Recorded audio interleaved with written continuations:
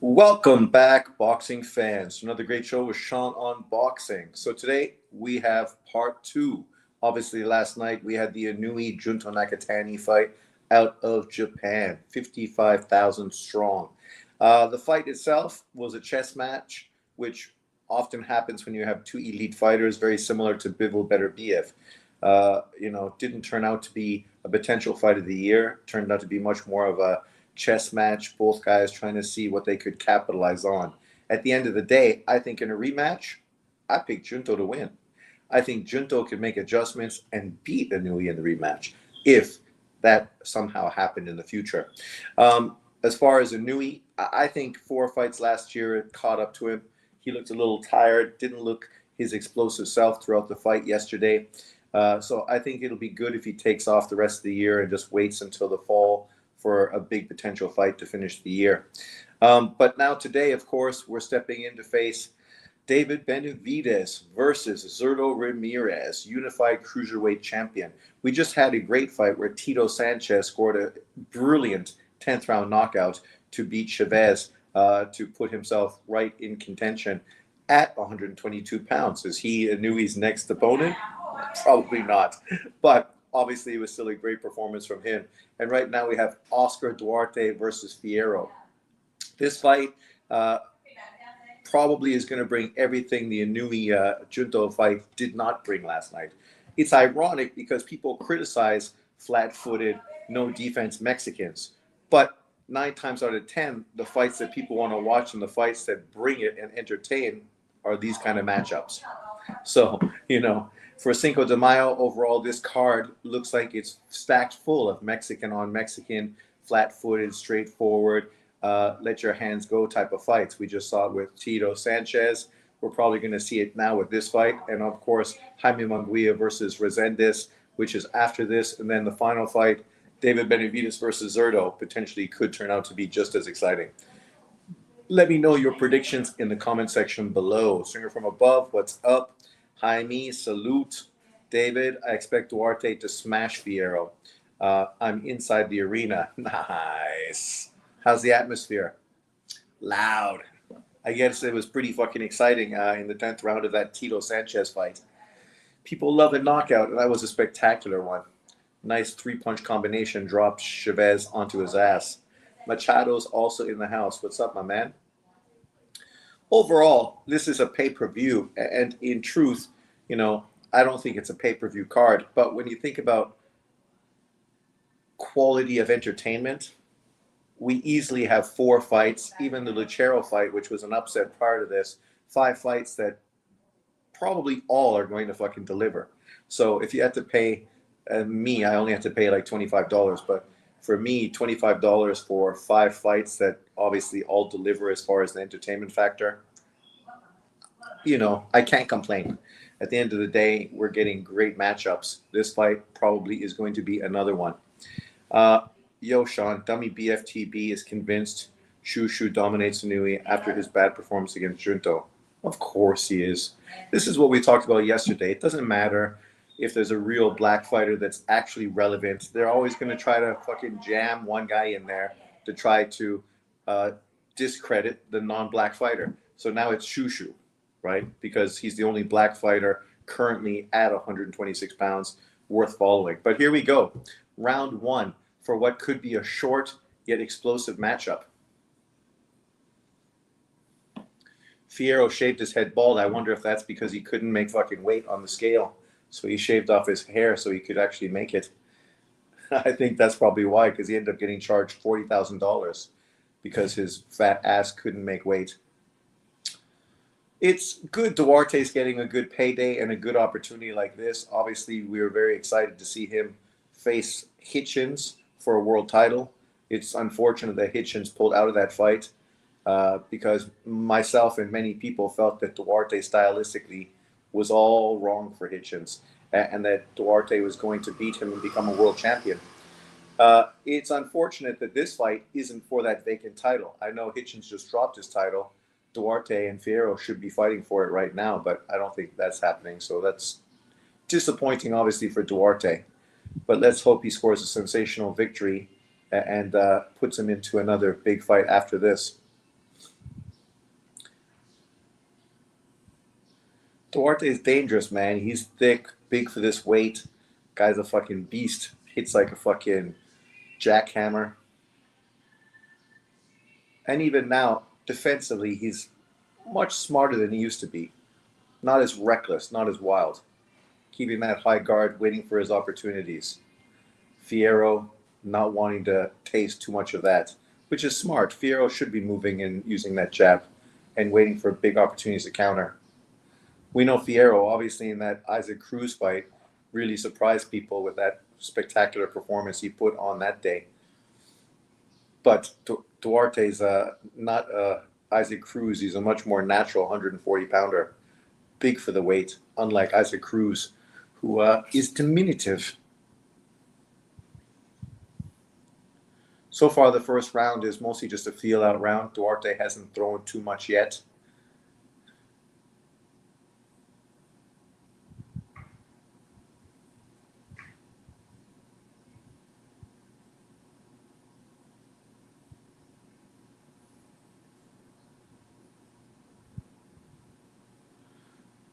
Good jabs from Duarte.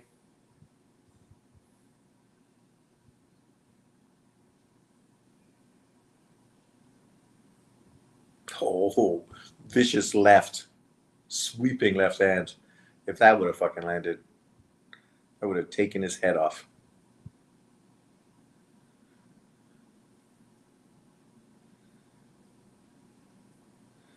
Got him on the ropes. That's a dangerous spot for Fierro to be sitting. Round one, got to give it to Fierro. It was a well-schooled round for him. Sean, is Taiwan fried chicken good? Yeah, Chinese people love fried chicken. I know people say black Americans do, but they've never been to fucking Asia. Asians love fried chicken. Yo, yo, yo. What's up? Fierro missed weight by a lot. Duarte's big as a house. Is this first PBC in the zone?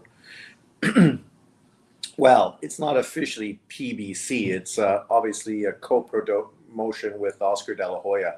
So obviously it's on the zone because of the relationship between Golden Boy and the zone. PBC is not officially part of the zone, but it would be great if they become part of the zone. Then all the major promoters will be on one platform. Sensational. The fact that I've been able to watch Top Rank fight last night and now a Golden Boy fight all on the zone today, perfect. Round two. I think Duarte got to start spearing Fierro to the gut with his jab to open up that big right hand and the counter left.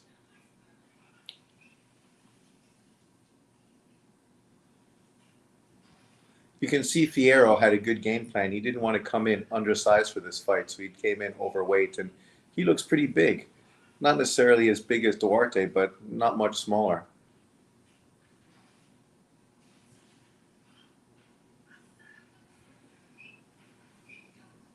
Good right hand from Duarte. Short on the follow to the left. Oh, we got the Chinese music next door.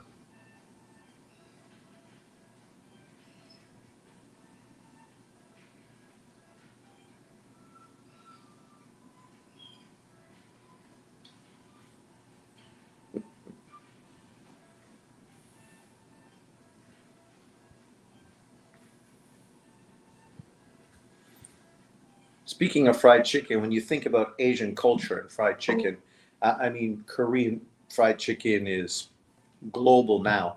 Obviously, Taiwan fried chicken has always been normal. They had it in front of all the schools, right, where they would just hammer it out into fillets and deep fry it there, and kids would just cut it and eat it as snack at school. So it was a everyday type of food that school kids eat. And then you think about Japan. I mean, for Christmas, what do they eat? KFC. That is the cultural norm now. That for Christmas, Japanese people eat KFC.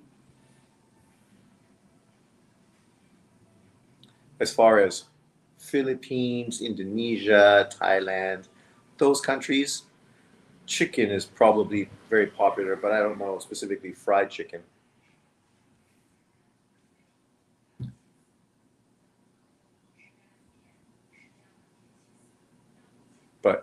Japan, Korea, and Taiwan. In China, I'm also not too sure if fried chicken is that popular. Maybe the reason why it's very popular in Taiwan, Korea, and Japan is because of the influence of US GIs, right? Obviously, there was military bases in all three of those countries post World War II. Same reason why baseball is very big in all three countries as well.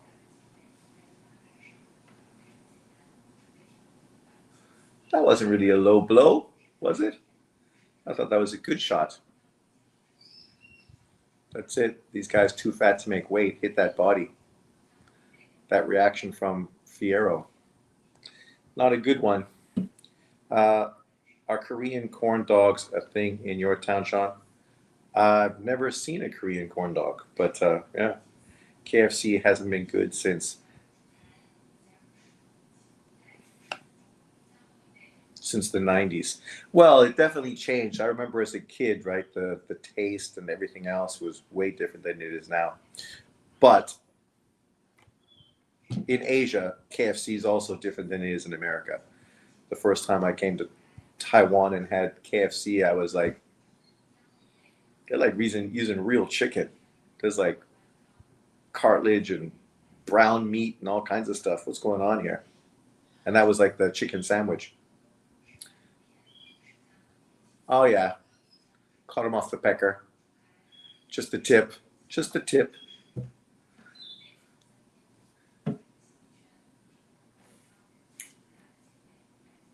Round 3.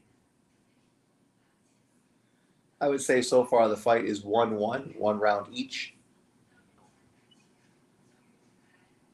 Fierro's boxing smart. Doesn't want to get into crazy exchanges with Duarte. So he's trying to pick his moments. Move and use his jab. Duarte needs to get inside and hit that body. Trap this guy against the ropes and stop him from moving so much.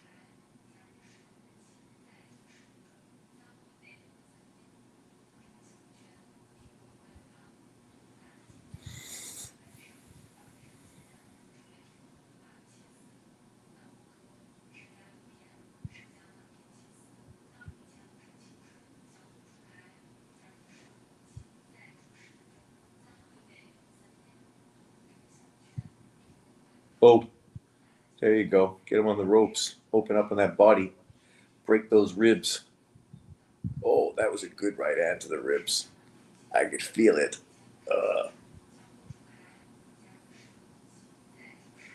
Now it's heating up a bit more. You know that Fierro wasn't going to move like crazy for 12 rounds. Or, yeah, 12 rounds.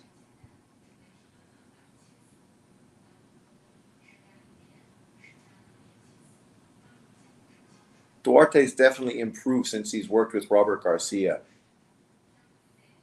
Much more patient, well thought out fighter now than he was before. Defensively better, picking his spots better.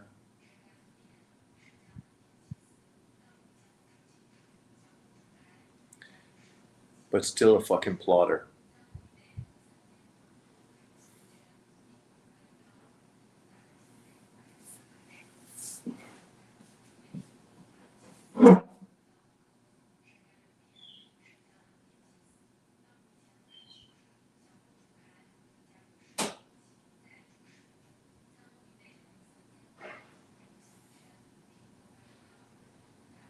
There you go. Nice combination from Duarte, in and out.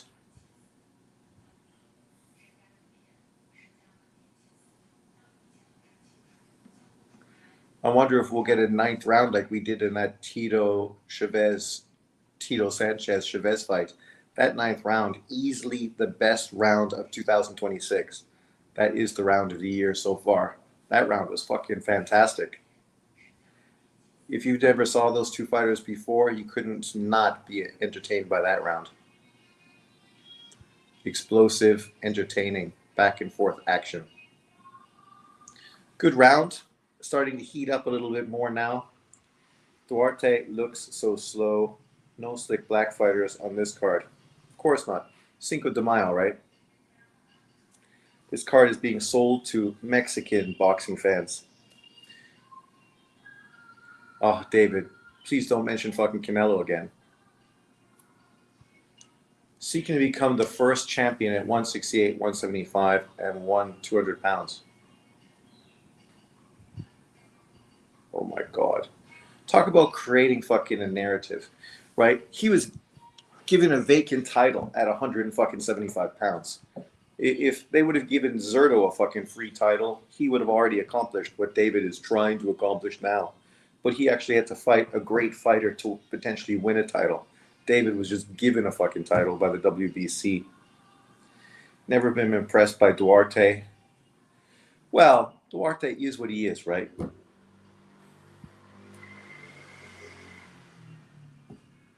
He's a fucking elephant in the fucking china shop. Big, strong, physical fighter, but, you know, not a lot of slickness or class to his skill set. But he's better than he used to be. Now you can see he's a lot more circumspect in how he approaches the fight. Not so wild and reckless.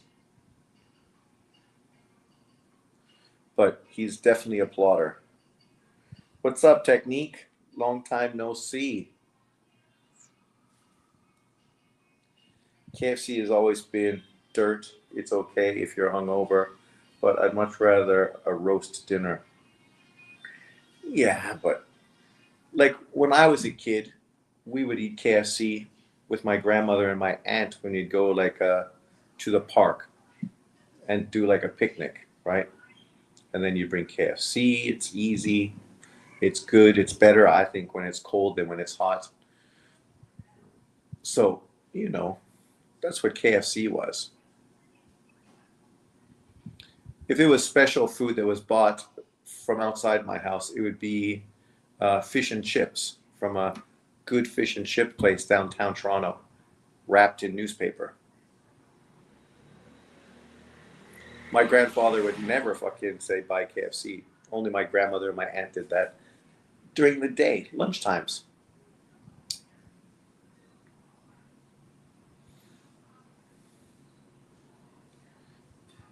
Being from Toronto, if we went out for chicken, we'd mostly get roasted chicken. You know, I don't know if you guys know Swiss Chalet, but in Canada, Swiss Chalet is, you know, it's like a Ponderosa, a Denny's, but like a dinner type of place that specializes in roast chicken. We would go to that place. The roast chicken was great. The sauce was excellent. Yeah. Swiss Chalet every day. Well, we never have Jollibees in Canada, but the only time I had Jollibees in Philippines, Jollibees is kind of garbage. I know some people really love it, but the times I've had it, and I've had it over the last 25 years, so maybe it's better now than it was like initially, but yeah. It's just like knockoff fucking McDonald's. And if you're knocking off McDonald's, I mean, it doesn't say much about you. Look at fucking Fierro going fist to fist, throwing that long right hand.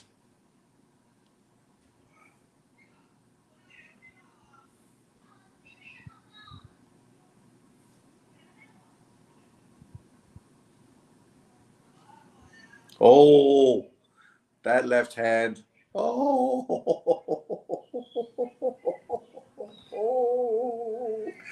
what are you talking about, ref?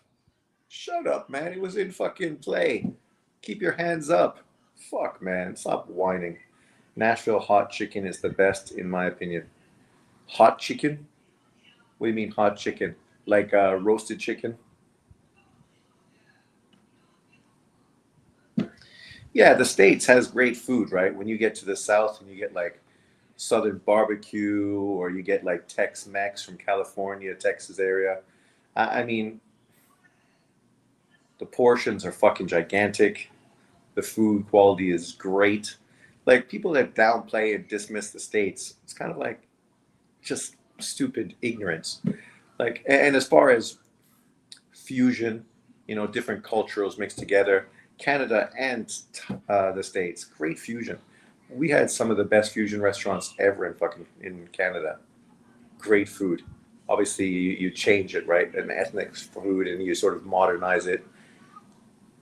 A good way to charge more money for something normal. Boom, that left hand stunned him, and this right finished him. Oh, he's done. He did not recover. Duarte. Fierro's tough.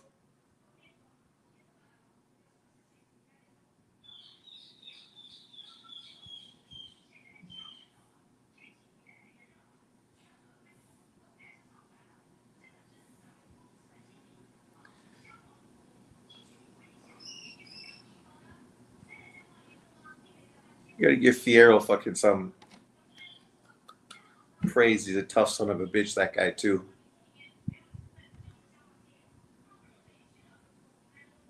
Hey, don't hit behind the head. The only reason I hit behind the head is because he fucking ducked. If he kept his head on line, I would have punched him in the side of the head.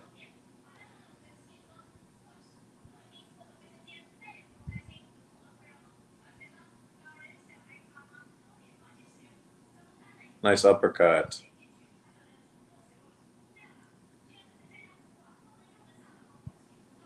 Oh, fuck. Duarte's loading up, jumping off his feet to land that left hand. Hit the body a bit more, Duarte. He's right there now in range. Now you can fucking unload on that body. He didn't like that body sack when you punched him in the dick.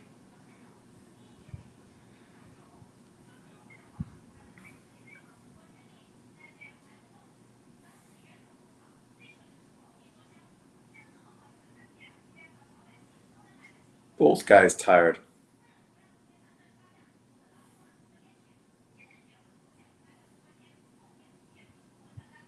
Fuck, they both look like they're spent and there's like a minute left in the round. Yeah, hit that body.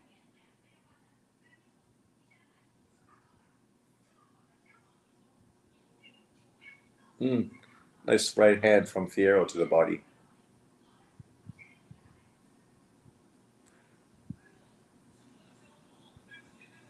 Go Fierro, getting his get back.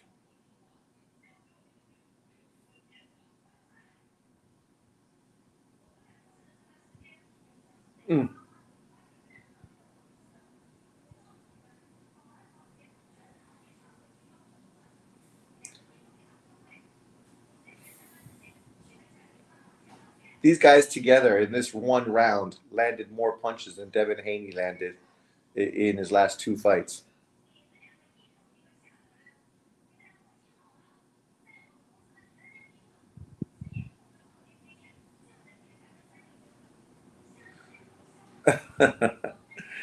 That's going to take some recovery from that round. God damn.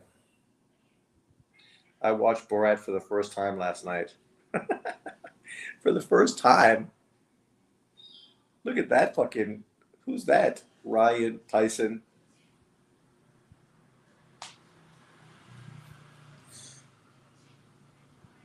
Fucking Ryan. Mike's gonna fuck you. Mike looks high as a motherfucker. Hey. And what's fucking Ryan doing with that Michael Jackson glove? I thought he hurt his hand in sparring or something. And then I realized he just got like a Michael Jackson glove on. It's like, dude, you're so fucking. Such a fucking clown. Like, thank God Ryan became a good boxer. Otherwise, he would have just been a fucking victim. They don't make comedy films like that anymore. All three fights are not boring so far. I was 7 years old when it came out. Is that how fucking old Borat is? Jesus Christ.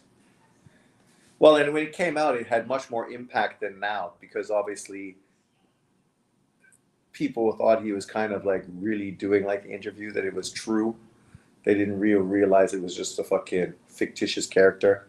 But he did the same thing in England, obviously, before when he pretended to be like some Jamaican Rasta guy doing interviews to UK people. The best interview was his with David Beckham and his wife. Fucking guy. He's a good actor, though. He did like a straight up drama as well, like over the last few years.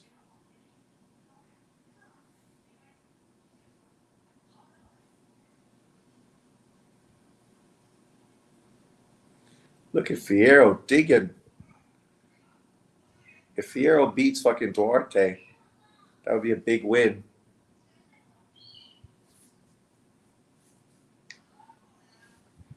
What do you mean? I just push him off a little bit. Don't fucking overreact. I can't help it. The guy fucking has no balance.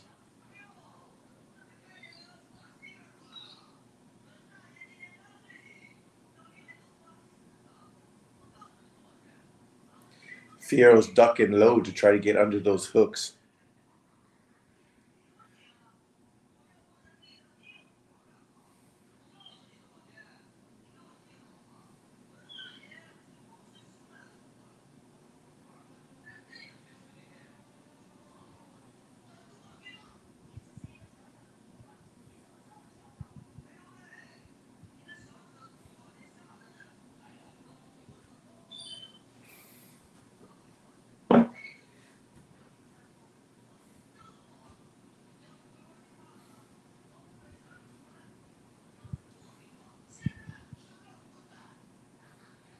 Fierro's cagey.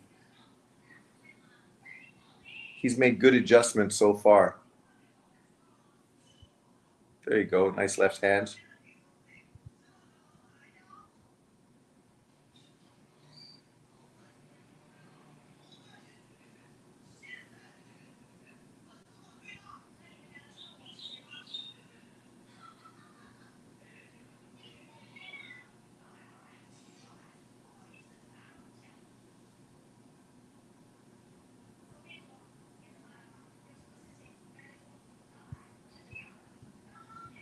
Good round for Fierro.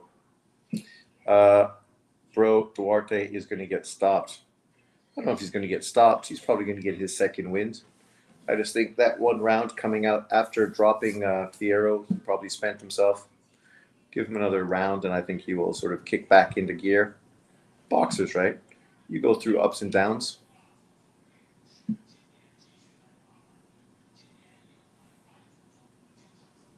Oh, bleeding on his ear.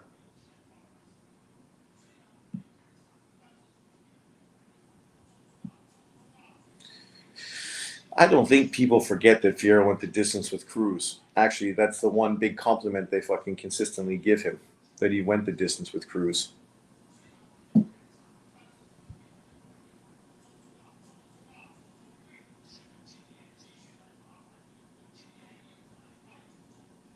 Shine in Taiwan street tea, like Canada sweet tea. Sweet tea? In Taiwan, they have tea shops where you can order all kinds of fucking different tea. Teas with fruits, teas with fucking boba, different kinds of teas, black teas, green teas, different levels of sugar, no sugar, double sugar. So, I mean, I know Canada now has boba tea shops because I remember when I lived in Vancouver, they opened one up near the Starbucks I used to always go to, charging just as much for a fucking boba tea as they did for Starbucks. So I wouldn't say historically teas are the same. Asia's really made tea fucking, a Starbucks type of thing. And there's a million different kinds of tea shops near my house, literally 4 of them within 2 blocks, all specializing in different kind of stuff. Some more in boba, some more in fruit. I honestly can't say I ever bought a fucking tea in Canada.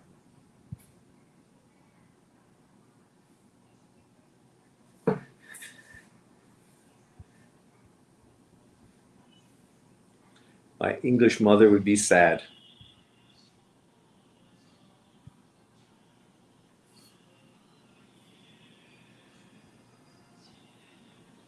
Duarte got his second gear.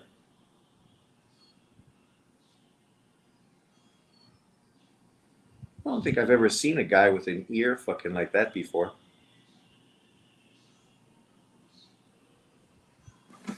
Fierro, he's a fucking dog.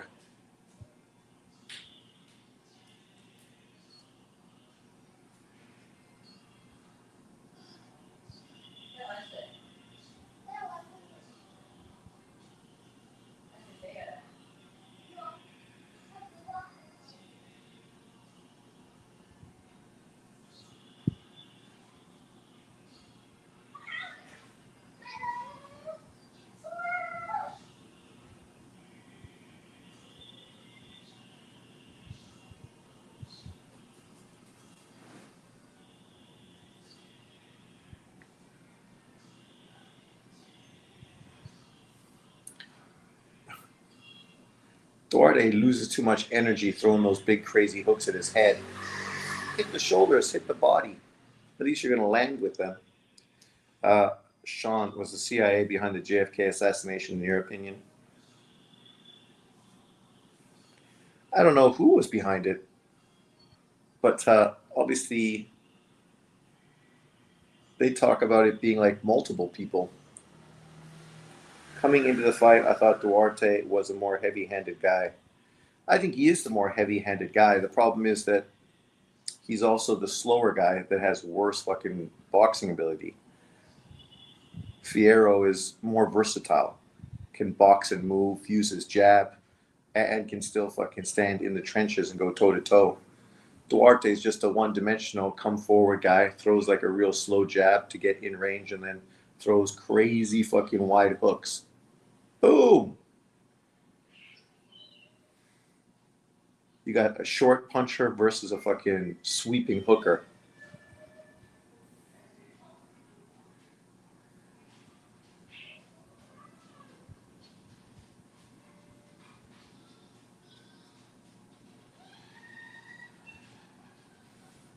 His ear gonna fucking fly off? That'd be crazy. I'd fucking lose my breakfast.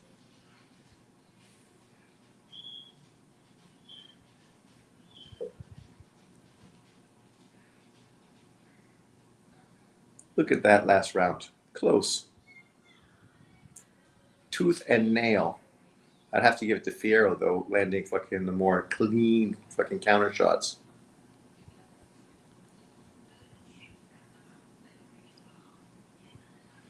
I think you should lean on him a bit more, Duarte. Right there when you got him, tie him up, lean on him, use your bulk, and fucking lay on him.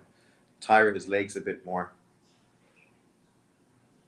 That's why I mean Duarte is just really a bit of a rudimentary fucking one-dimensional fighter.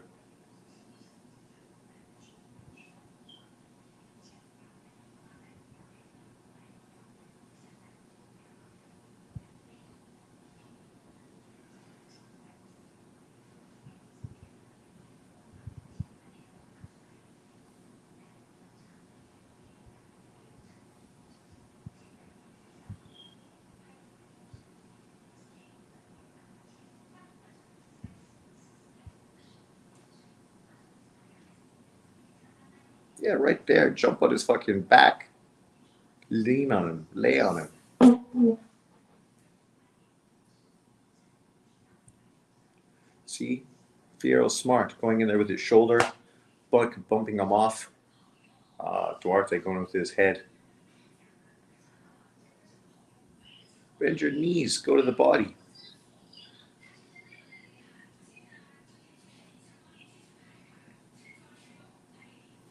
Fierro should throw some uppercuts.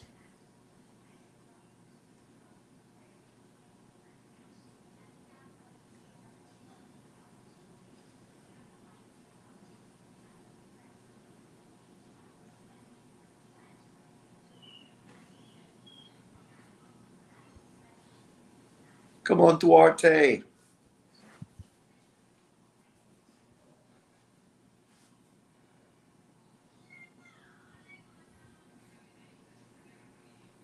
What was my prediction? I think I had Duarte winning by late stoppage.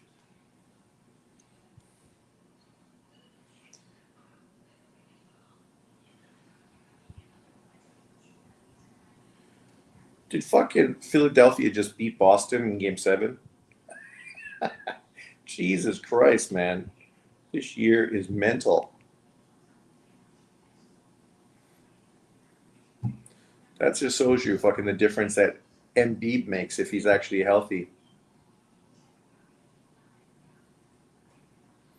Look at fucking my man throwing 4 jabs in a row. Boom, boom, boom, boom, boom. What was I going to look for? I was looking at something. Roy Jones.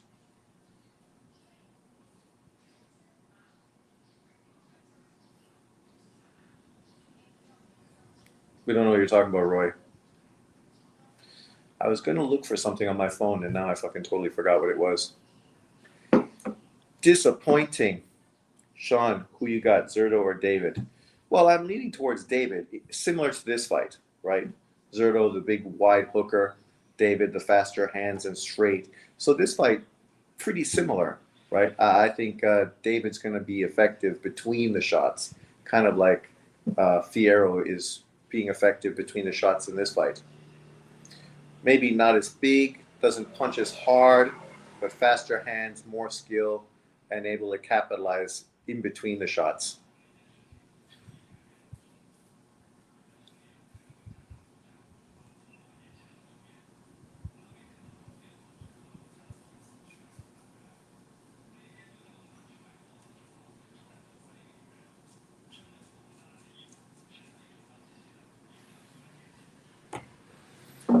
$76.76.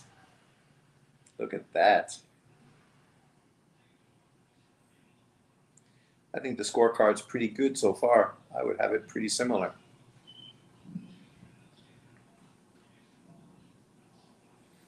Let's see if Duarte can change the pace.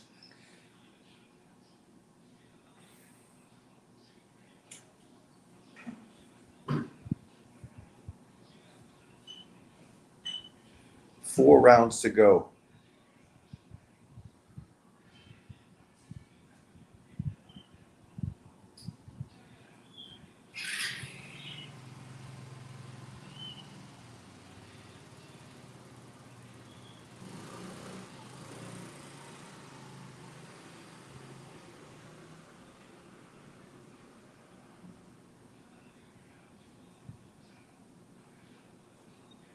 Good body shot. Yeah, hit that body a little more. See, it opened up the big left to the head. You hit that body and then your headshots land. Don't just fucking fire at the head.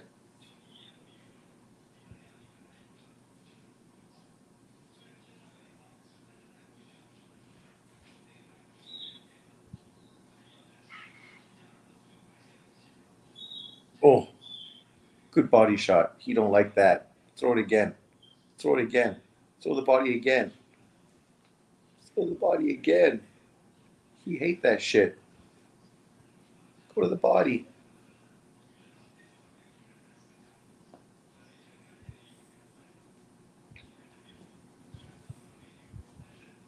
Body. Throw the body.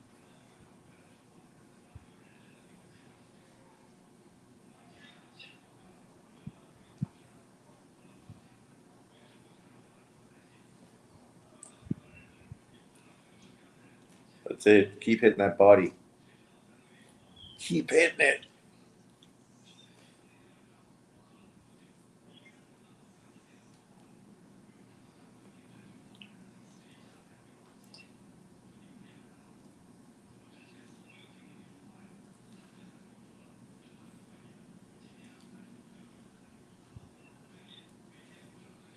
Body. Body.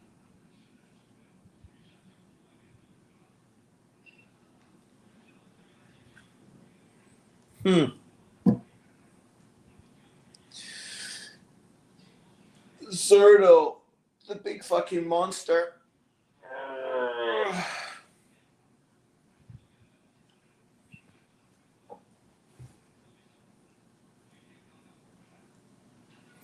You gotta like Zurdo's personality. He's super chilled. Chilled. Not like David. Fucking super fucking clout chaser. 48-1. Let's hope he gets 49-1 today. 50 fights, 49 victories, 1 loss to fucking Bibble. That would be perfect.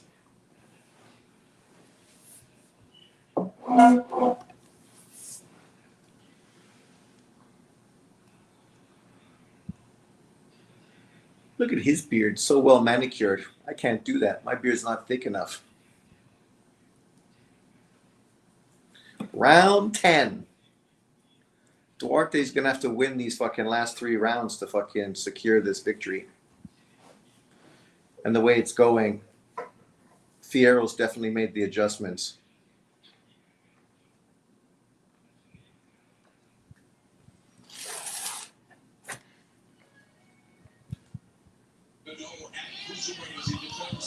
Unified and tackle against David Benavidez. Meanwhile, in round 10 now between Oscar Duarte and Angel Fierro. You guys, you have to wonder if, like Haney versus Ryan Garcia, was it a mistake for Team Duarte not to force Fierro to re-weigh this morning with the re-operation flag for Minnesota? That's a great question because the gas tank of Fierro is still there.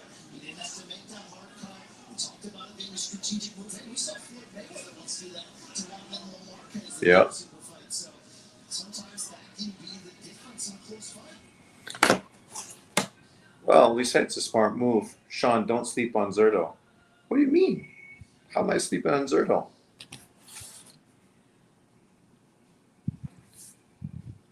I think Zurdo's a good fighter. I just said I hope he wins. I just think that similar to this fight, Benavidez is going to be like Fierro, the faster-handed fighter, the better boxer, the guy able to make adjustments, the guy who throws punches inside the hooks. But Zurdo is obviously a better fighter than Duarte. Yes, I do recognize that. Zurdo is a two-weight world champion. Sean, praying for Benavidez' downfall. Shake my head. I'm not praying for it. I just fucking think it'd be funny as hell. With all the hype, another PBC fighter falls. Think about it, man. Come on, Joe.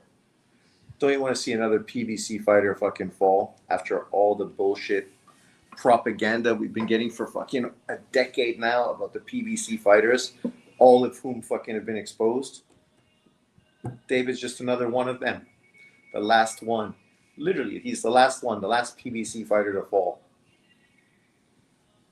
After him, fuck, you got David, Tank, Charlo, Spence, Wilder.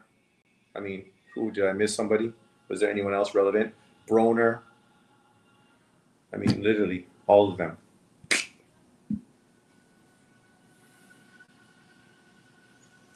And all they can talk about is, well, Floyd was never a PBC fighter.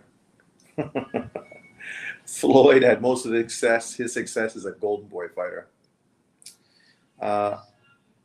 Boxers are overpaid and unsullied Jesus. Huh? Sean, I'm going to stink up your bed with my bacon grease as I squeeze Lily. Huh? Is getting an inkling Zurdo wins by decision.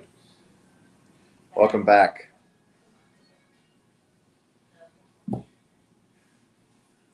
Two rounds to go. You need to fucking put your foot on his throat. You gotta like fucking the trainer. Calm, clear, no panic, good corner. You know, just fucking breaking shit down.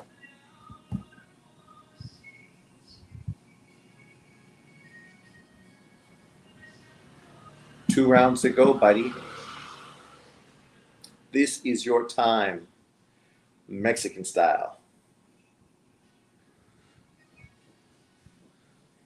The irony is guys like John and all these guys fucking do nothing but shit on and hate Mexican style, but yet they're all watching this fucking pay-per-view.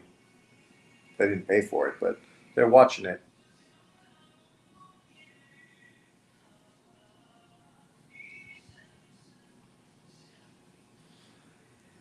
Duarte just has bad feet. Sean, what are you scoring it so far? I got Fierro ahead. Sean, why do some fighters not move their heads at all?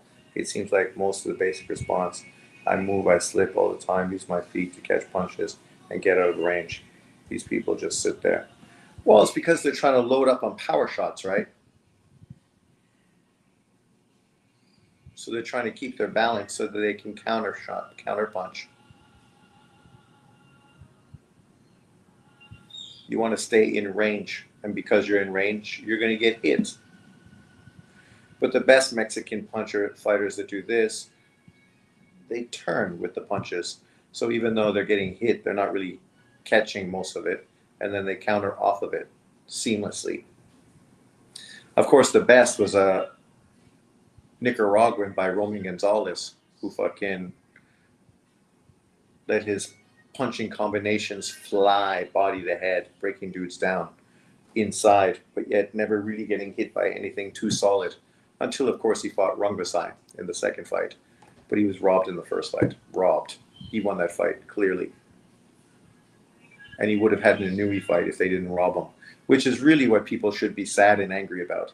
Imagine if Rungvisai would have lost the first fight, Roman Gonzalez fight, like he should have.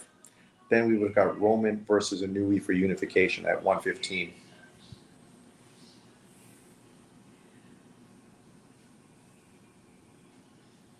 What a style matchup. I got to favor Roman Gonzalez over Inui as well, because Inui is not a great inside fighter. Roman would have been on his chest, fucking throwing 80 punches around, hands flowing body to head. Yeah. What's up, my man? Choco. He's a goat. I'd favor Choco over Inui at 115 too. Yeah, just stylistically, right? Like Inui would have to try to box and move and have Roman Gonzalez chase him down and try to catch him coming in. That's how he would have to fight him. He couldn't let Roman Gonzalez dictate the fight. He cooks him, Rafa, based on what? How does he cook him? It's easy to make statements, but can you justify your prediction? I just broke it down to you, but can you do the same? We know Inui is not a great inside fighter. He's never been a great inside fighter. So how's he going to beat Roman Gonzalez? Inui uses his athleticism to get in and out of range. He doesn't sit on the inside and slip or roll punches. Man, I remember when Chocolatito was running things. Then came Rungvisai. Well, actually, the first fight, he beat Rungvisai. Headbutts opened those cuts on his head that made him look like he was getting beat up, but he wasn't getting beat up. It was like headbutts by Rungvisai. And then the second fight, Rungvisai started the fight again by landing headbutts, and then, of course, fucking caught him with a great left hand. Mind you, at that time, Roman Gonzalez has also just lost his trainer as well in between fights. So there was a lot of emotional stuff going on as well. I know haters will ignore that, but that's the reality. You got robbed, missed out on a fucking huge money fight, and then fucking your trainer dies. And then you have to rematch this fucking guy.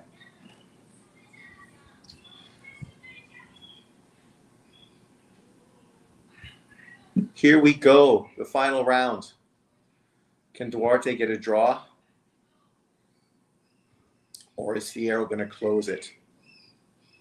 You better fucking bring it. Oh, nice little fucking left hand uppercut from Fierro. Early on in this fight, it definitely looked like Duarte's power was too much for Fierro. When he hit him with that one left hand, fucking straightened his legs, then hit him with the right hand and dropped him. Oh, stop whining. You're ducking, so you're going to get caught. That's the nature of the business, man.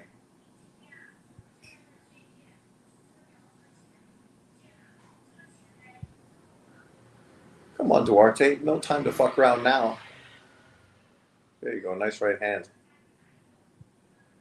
Duarte, get that knockout. 12th round TKO.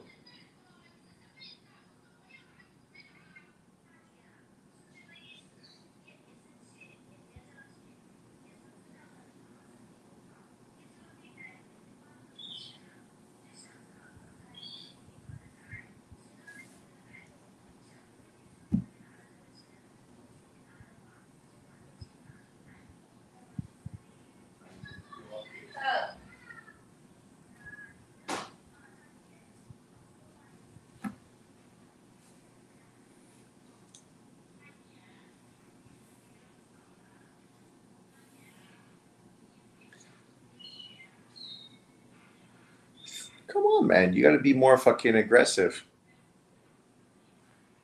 1 minute to go, and you basically are throwing this round away by getting outworked by Fierro. But you can always do a rematch of this fight.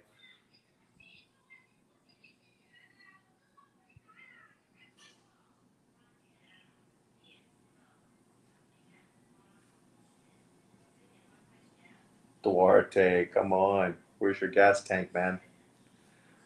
Where's your gas tank, buddy? You should be fucking throwing 80 punches this round.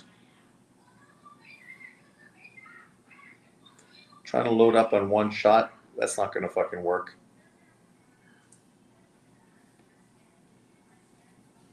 It's kind of unfair for Duarte. Ended up losing out on the opportunity to fight for a world title. Step in as a opponent for this fight, but then Fierro fucking misses weight.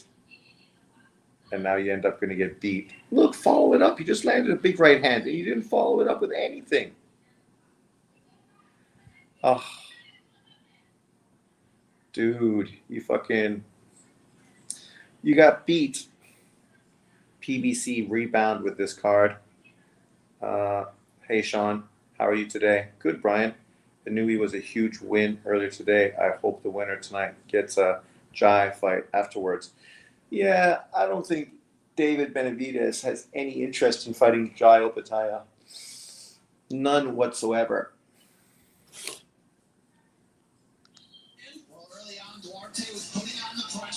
Yeah, right there, stiffened his legs, and now boom.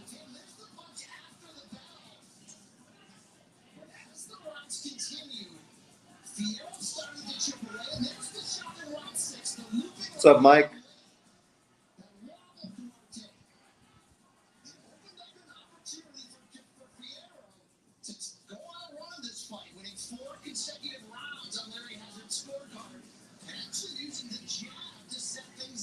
Oh.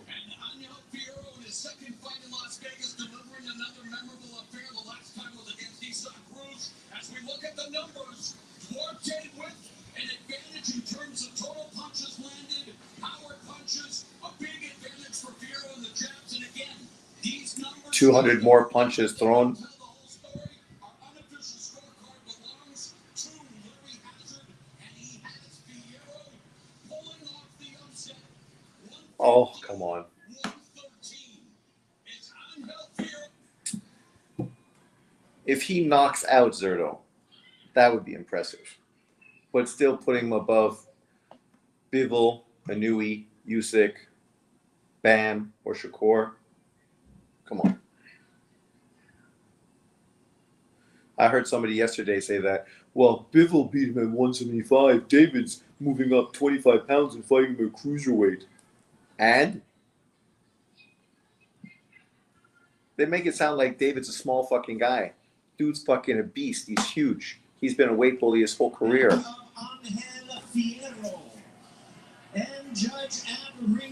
Split decision. 116 to 112 in favor of the winner of the WBC Silver and NABO Super Lightweight title, La Migraña Oscar Duarte. Yeah, that's a bad decision. Bad decision.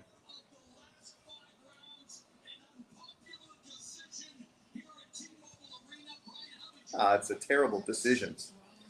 Like, I don't know how you could watch the last 5 rounds and think that fucking he won 4 of them.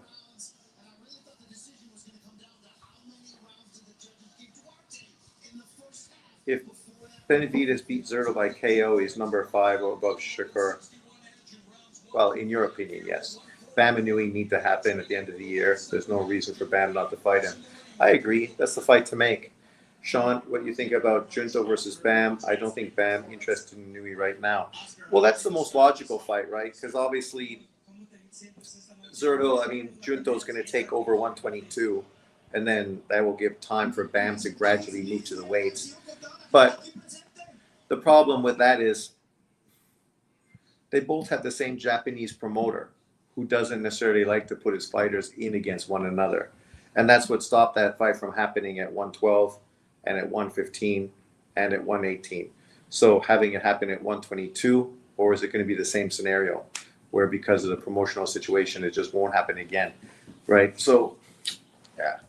I mean, I hope Bam fights Sanui, because even if he loses, then we still have Bam and Junto at 122 for fucking a potential historic trilogy afterwards, right? So, there's still more to do.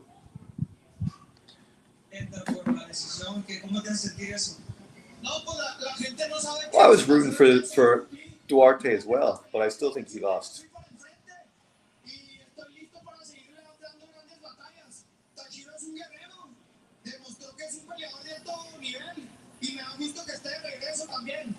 No, Bam isn't 2 divisions lower. Bam is a 118-pound fighter right now. He has a world title fight at 118. That's 1 division below. And I was a little pressing. I was putting pressure. I thought I won this fight. Yeah, and listen, this is a good fight. Tashida's a great fighter. My ultimate respect to him, but I believe I won this fight. How much of an advantage do you feel it was? Who is Tech and Little Brown? Like, this is what American boxing fans talk about. Stuff like that. Who are those guys? Never heard of them.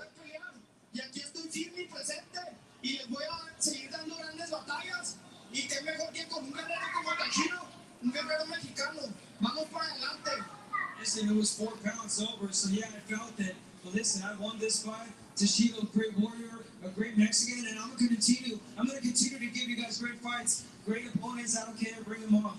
Oscar, thank you. Gracias, también agradecerle a Oscar de la Hoya que me ha cumplido todo lo que me ha prometido. Y gracias a toda la gente aquí, todos los mexicanos. Vamos con todo. ¡Y viva México! Cabronas! Everyone in this company for supporting them, for showing support to him. Viva México, viva la raza. Thank you. All right, Marlon, back to you. All right, Jim Oscar Duarte escaping Las Vegas with a split decision win over Angel Fierro. Coming up next, it is the co-main event, the first of our back-to-back. To be fair, I mean, coming in overweight, being a bit of a cheater, you know, Fierro doesn't deserve the victory, but he did win the fight. He did get robbed. What's what Fierro gets for missing weight? Exactly. That's your karma, right? Anyone can go in there and throw a bunch of punches like a drunk. If you want Muay Thai fight, you have to train and appear competent most of the time. The marching is far more fair, or matchmaking. So this fight's going to be intriguing. Is Jaime Munguia going to be able to bounce back to where he once was, where he looked like he was potentially going to be the Mexican fighter that Mexican fans supported until he got knocked out by a fucking light-punching Frenchman? Now he's getting in there with Resendez. Resendez obviously is coming off of a big win versus Caleb Plant. But before the Caleb Plant fight, this is the kind of fight we would have totally picked Munguia to win. LDBC guys used to threaten Newton. They threatened me with a gun on fucking YouTube. I like Inoue over Bam, maybe in the minority, but Inoue fighting anyone who is his size is a problem for that fighter. I just think it would be nice because obviously Inoue just fought guys that were way bigger than him, Picasso, and then obviously Junto. So, you know, Bam is not really that much smaller than Inoue. Actually, I think reach-wise, he's probably got a reach advantage over Inoue. I have Resendez with the upset shock upset. Then I'll fight live stream, Discord for you guys. It'll be 8 to 12 months probably. But when I'll start, I'll be consistent. Fighting, that is, I train 5 times a week. Muay Thai knockout artist, Evan Deere, with his patented deer fucking kick. Fight Pucho.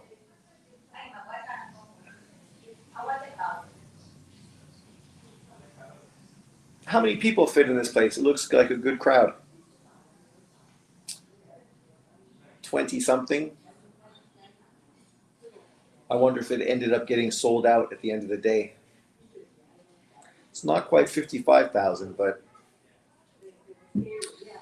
are you serious, Sean? The usual suspects really threaten you with a gun over boxing opinions? Yeah, this is what created the LDBC. Like, literally, there was no LDBC. And then the crackhead from fucking Oakland pulled a gun on me, said he was going to come to Canada and fucking kill me, town business. But the problem with him is he's so stupid he didn't even know he needed a passport to leave fucking America. Typical. And then, of course, what this created was reaction. Obviously, most boxing fans thought what he did was ridiculous because what are you pulling a gun on a guy on fucking a video? Like, I feel scared because you're pulling a gun on me. Okay, shoot. Right now. Go, shoot me. Shoot me. You fucking idiot. Tard. But guys like 78, blood boxing, and other guys use that as a justification to create the LDBC and pull in all these real boxing fans, which used to be Mexican, white, black guys. It was a big mix of dudes, right? That joined that. And then eventually everyone got kicked out except black Americans because it was always race based and it was always full of racists. So they weren't going to let non-black fucking guys be a part of it for very long. And eventually, right now, you get to the point where there is no non-black fucking people part of the LDBC. It's all black, right? And they make it sound like it's because everyone else is racist against black people. But when they created the LDBC, there was plenty of non-black people that were part of it. Plenty. These Crips are stupid. People tell me that they never sober. Is 5'7", 205 pounds. Yeah, that's an obese goblin, laugh out loud. Somebody 5'7", 205 is not going to last one round before he gasses out. These motherfuckers don't even train hard. They can fight. It is ridiculous. But it's okay. He was able to relocate. Well, now 78's getting into fighting shape. I remember 78 made the video inviting me to Milwaukee to visit him. Right? And that's why people say me like making videos about these guys, but they don't even know who I am. It's like, what are you talking about? I never said anything to those guys that wasn't based on truth and fact. And 78, historically, we got along. I was supposed to be part of fucking the debate thing that was originally the LDBC that the dude from Atlanta started. It wasn't 78 and those guys that started the LDBC. I can beat up 78 for you, Sean. It's okay. What do you want? A ticket to the LDBC reunion? I'll buy it for you. I'm getting really bored with Discord. Too many left-wing, low IQ weirdos. I'm in Indianapolis. Yeah, Hawker, I keep my Discord spaces small. Too many liberals. They are deranged. Liberals are fucking deranged, man. Like, I'm a Canadian. Like, we are liberal. But to see what liberals have become in Canada right now and fucking the Democrats in America, they are fucking deranged. You can't listen to these people and have a normal conversation with them. It's like my friend Lorena. We grew up together, like lived together in Vancouver, right? I mean, now she wants the country to become communist. She's one of those crew. Yet the irony is she got chased out of her fucking South American country because of communist dictatorship. But now she wants to bring that shit to Canada. Canada, where she's been able to buy a house, her kids were raised, went to university. You know, she's had the American dream in Canada, thanks to her parents relocating and moving here. The reason Canada's falling to hell now has nothing to do with the basis of what Canada was. Everything you have is because of what Canada was. Where Canada is going now is the opposite of that. Communism, anti-white hate ideology, which is ironic, right? Considering a fucking white guy created it. But, I mean, as I said yesterday in the live, it's funny how history repeats itself. After World War I, the whole communist push in North America and Europe was very big. We had all the kind of stuff that currently is actually happening now. But obviously it's taken that many decades to entrench people in government so they can end up actually being successful pushing these narratives forward through the UN, who's been probably the #1 pusher of fucking anti-white, pro-communist fucking propaganda. Canada has more corruption and unaffordable housing than the US. I don't know about more corruption. You guys are super fucking corrupt. I mean, and I think what Trump and fucking Elon Musk and those guys were doing was good. They should have fucking cleaned all that shit up, right?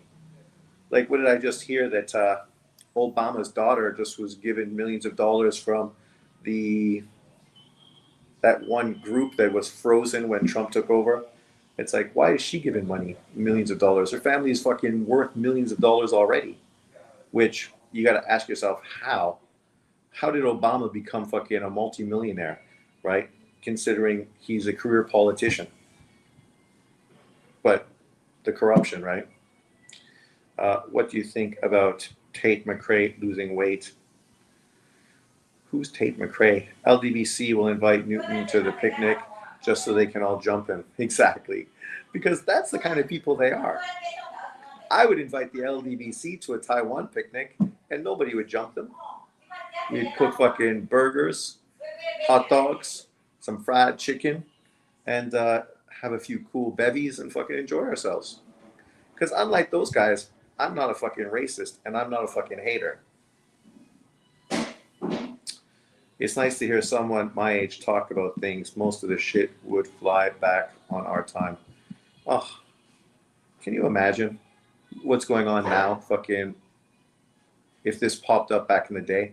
Like, as I said, I'm from Canada. We're liberal. So, paying high taxes and more socialized sort of medical system and stuff, I'm not opposed to it, right? I'm not opposed to the American style either. It's like, I just wish whatever style you have is effective and works well and takes care of the population.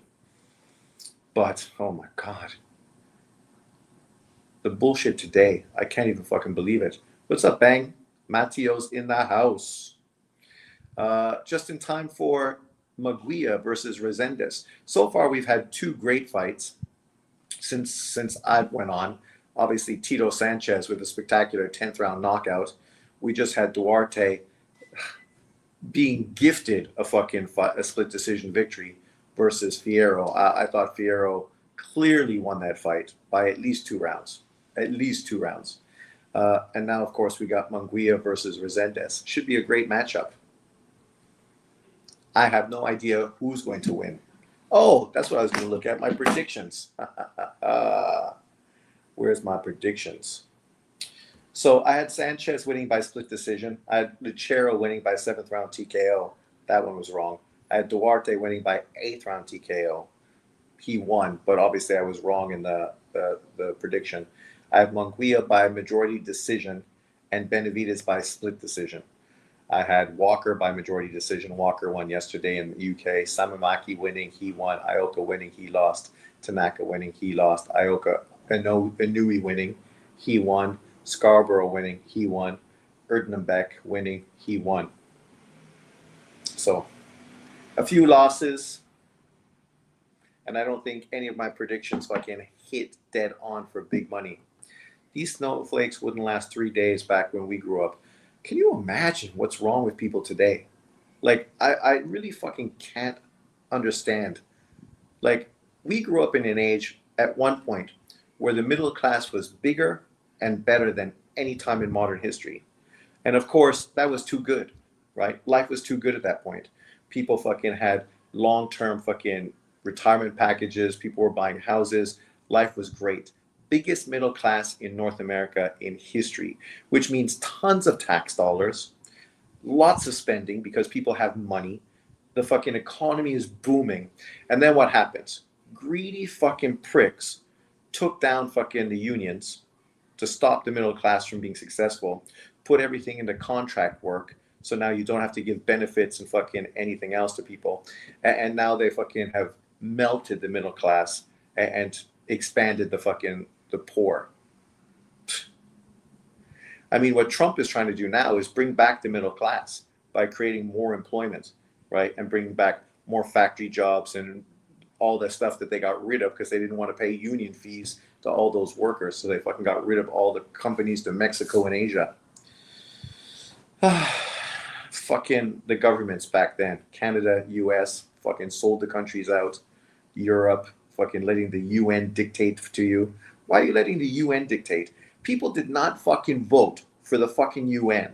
So how is the UN dictating any country's fucking laws and things that they do? Like, literally, they just passed a law in the UN to fucking dictate to every country within the UN. Mental cases. And then they talk about Canada joining fucking the EU. Fuck that. It's not just Canada, Sean. The American culture is also devolving. Yeah, well, I mean, that's what I mean. Obviously, I'm just speaking from a Canadian's perspective. Canada and the US is slowly turning into South Africa. Well, I don't know about that. South Africa's slowly turning into fucking... I'm trying to think of a shithole country in Africa. Fucking Somalia. Sudan.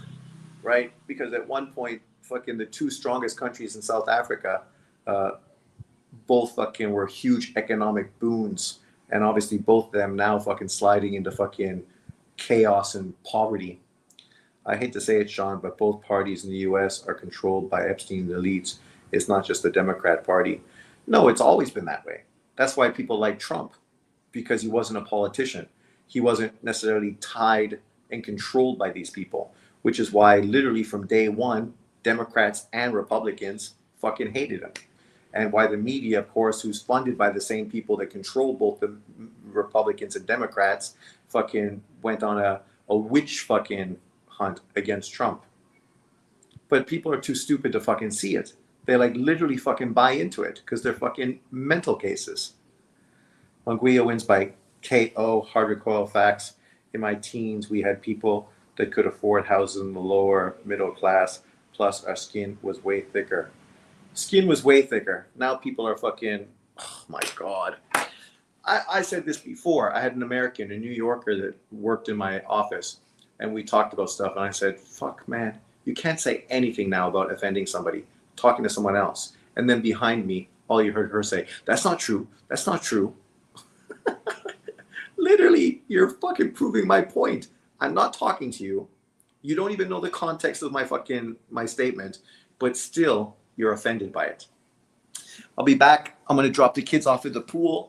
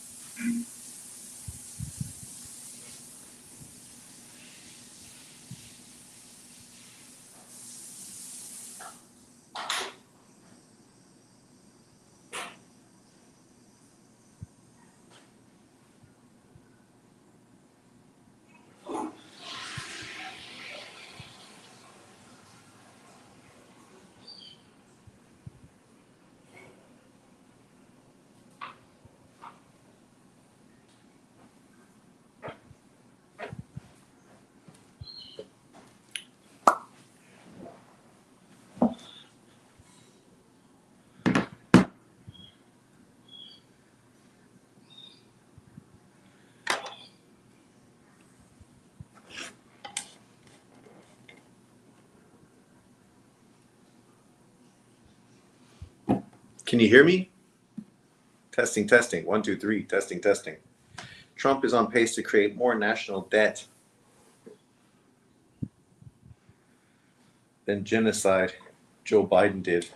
It's all because of these never-ending wars for other nations. Well, that's not true. What he's doing now is totally benefiting America by taking away the teeth from Russia and China. So you have to look at the bigger picture.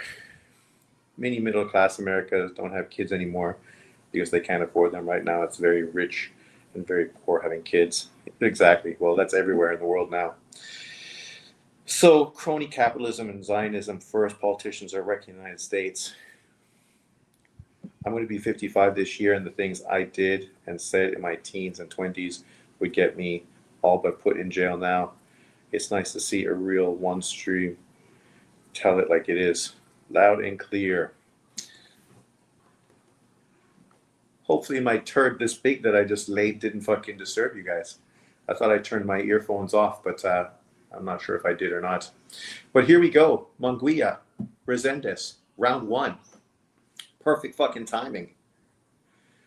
This is going to be an intriguing matchup. I don't know what to expect from Resendiz. I mean, before he fucking beat Caleb Plant, I didn't think he was anything special, but I think a lot of that has to do with the fact that Caleb Plant was just fucking overrated. Historically, because of course he's a PBC fighter, and we know PBC fighters just fucking are hype jobs. And Plant was just another example of that. Whereas Jaime is a golden boy fighter.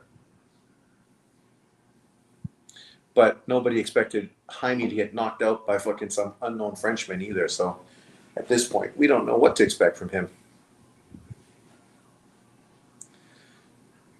He definitely looks like the bigger man, though. He's talking about going down to 160. I mean, fucking Christ. He looks way bigger than Resendiz. And obviously Resendiz was fighting at 160 not that long ago.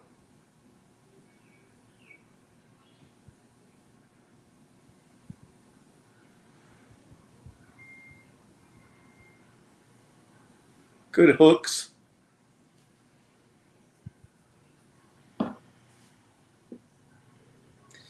I like Munguia. If you ever listen to him talk, he's a down-to-earth kid. Well-spoken. If you speak Spanish. Not that I do. Who's his trainer right now? Is he working with fucking nice hooks from Munguia? That left hook flow. Is he working with Canelo's trainer? I thought Canelo was going to be at this fight. Did we see Canelo yet in the crowd?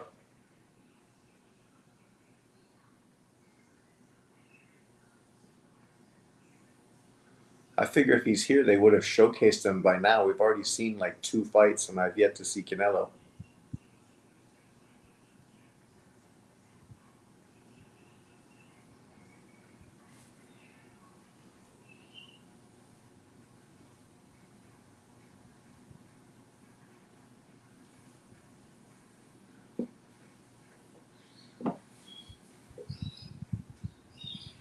Nice jab, nice hooks from Munguia.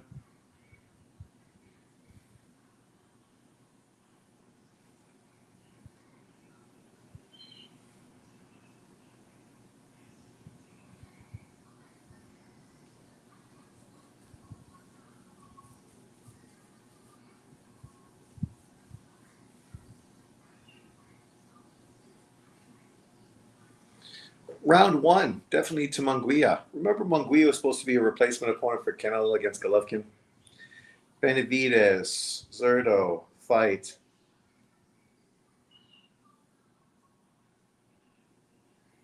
Who are you with your bullshit? People with their stupidity. Heard it plop.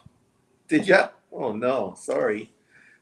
I turned my things down hoping there'd be no sound. I didn't want to turn it off because I thought it would freeze my computer. Our Democrat Party is terrible over this issue. What, 160 for who? Munguia gets smoked at 160 by Janibek. No, I think because my man, the WBC champion, is moving up to 168. They talked about how Munguia, it's a good opportunity for him to go down to become a 160-pound champion, WBC. Yeah, they showed Canelo in the arena. Crowd went crazy. What's going on with Munguia fight? Who's winning? Round one, Munguia won pretty effectively, utilized a solid jab and a very aggressive left hand. Resendiz is still kind of feeling him out and is definitely the smaller fighter.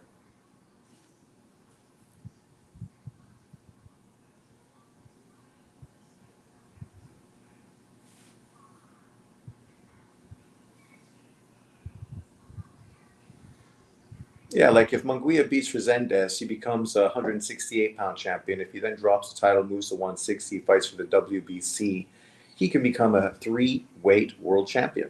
Fucking, over the next 6 months. For his legacy, that's a pretty nice accomplishment.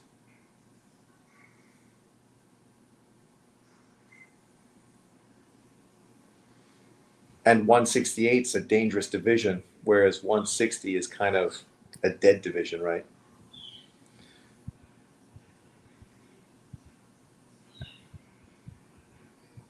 Munguia versus Lara for unification. Munguia versus Janibek down the road.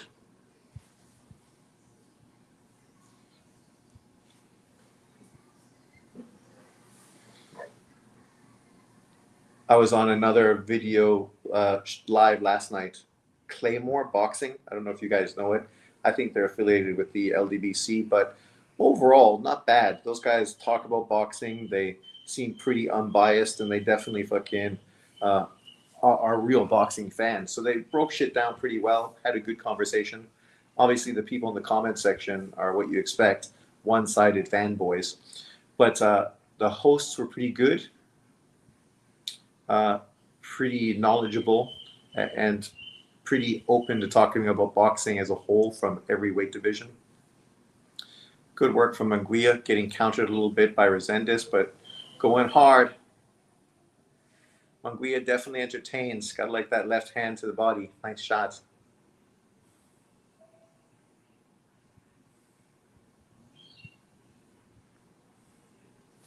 But yeah, Claymore Boxing, even if it is affiliated, because I saw Blue Blood on their comment section, so I just assumed it's affiliated with the LDBC.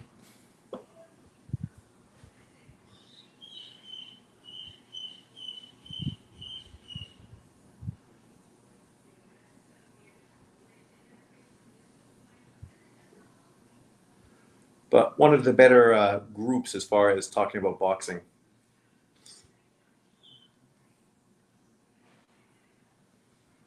Alan Chavez beating Abdullah Mason. Think he could? At this point, obviously, I think that's a big ask for Chavez to jump in against Abdullah Mason. But Alan Chavez is one of the most impressive fighters at 135. Like, that dude is the real deal, man. Like, I think he's competitive against everybody in that weight division. Does he beat them? I don't know. Obviously, he hasn't been at that level yet. But is he competitive? Fucking sure he is. Sure he is. He's good. If you guys haven't watched Alan Chavez, check him out. He's a boxer puncher. But for a guy like him, he's patient, right? His approach is really good. His defense is pretty good for an aggressive come-forward fighter. He's much more of a boxer puncher than a pressure fighter. And it looks like he's definitely got some fucking explosions in his hands. Munguia looks like he's improved so far. Munguia always showed spurts of being good. The problem is he just gets overly aggressive and gets countered, right? Kind of like Amir Khan.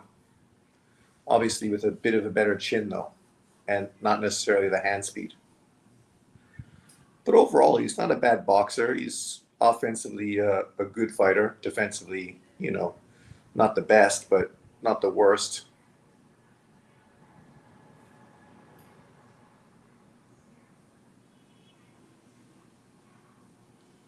When you look at him boxing right now compared to Fierro and fucking Duarte in the last fight, he's more skilled than both of those fighters. which is probably why he was a world champion, and neither of those guys have been.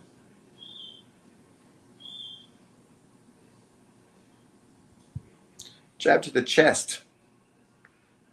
Don't wait for him.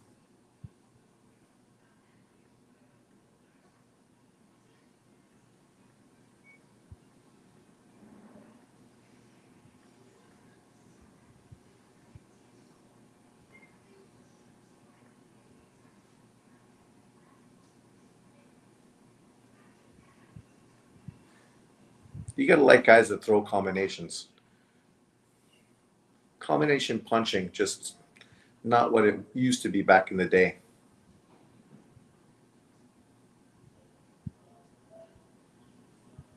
Oh, he should have threw that fucking right hand under that jab.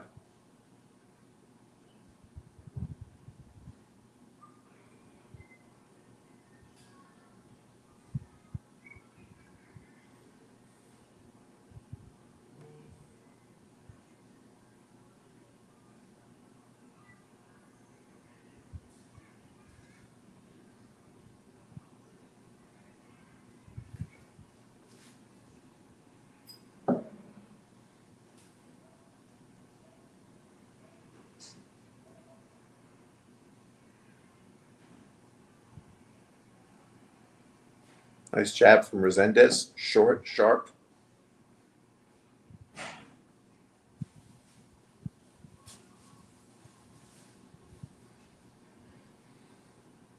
Resendez is a much more straight down the pipe puncher. Munguia is more of the wide hooks. That's what gets him in trouble. When he keeps it tight, he's far more effective. Uppercut. Oh, Munguia.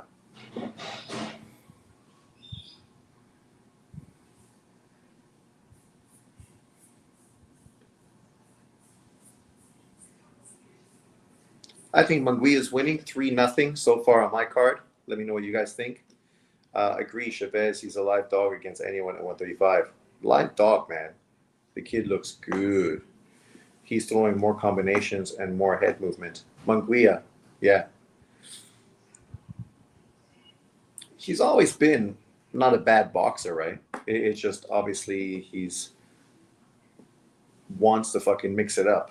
But you gotta be smart. Pick your moments. Oh, he is working with fucking Canelo's trainer.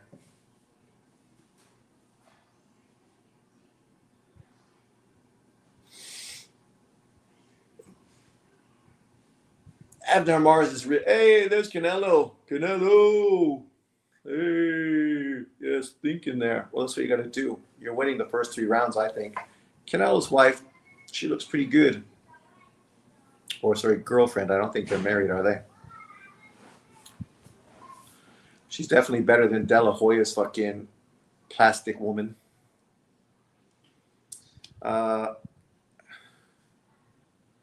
Jaime, your boy Zurdo might win. Zurdo's a live dog for sure. He's a unified champion. Oh, headbutt.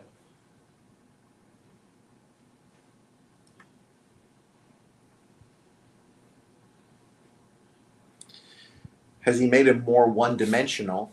Well, he's definitely different now than he was when he was at 160. But I don't know if that's because they made him that way or it's because he's older and he had to adapt moving up in weight, fighting bigger fighters.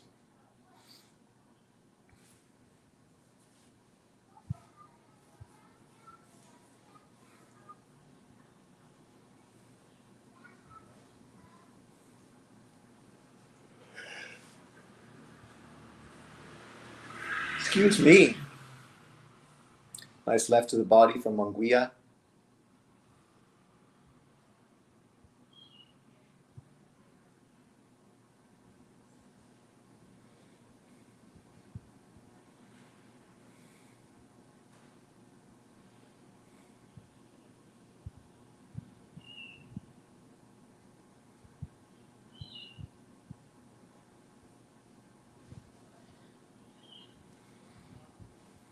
Resendez is very tight.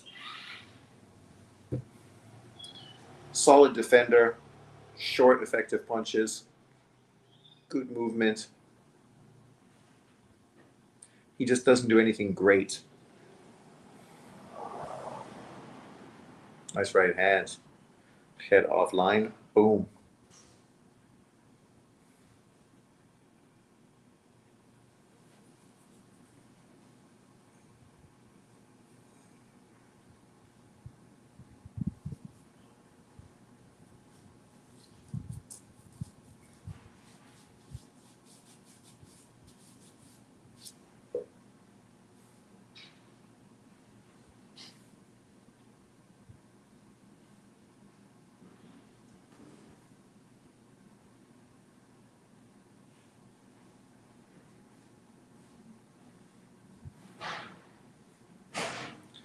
Nice 1-2 from Resendez.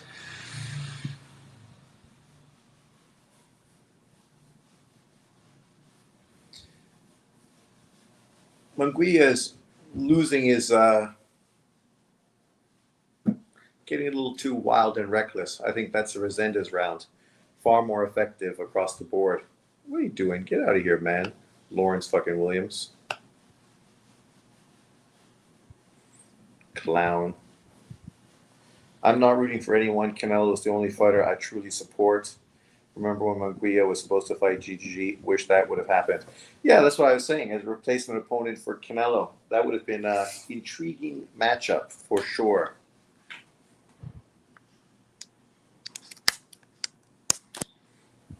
Obviously, at that time, I think Golovkin would have fucking sparked him. But, you know, interesting enough, I mean, he went on to fucking become a world champion right afterwards. Hatman has this prediction out. Benavidez versus Zurdo. I wonder what he has to say. Canada in shock after US and Mexico officially drop something. I don't know what that is, but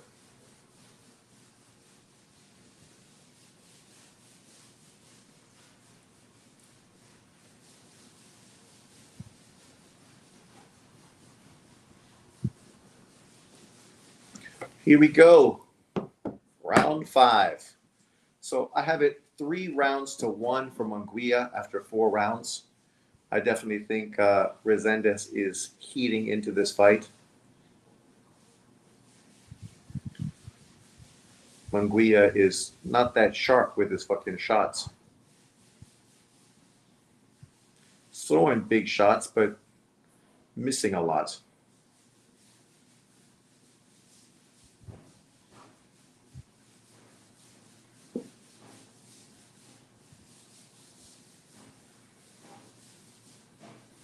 What's with the movement, Jaime?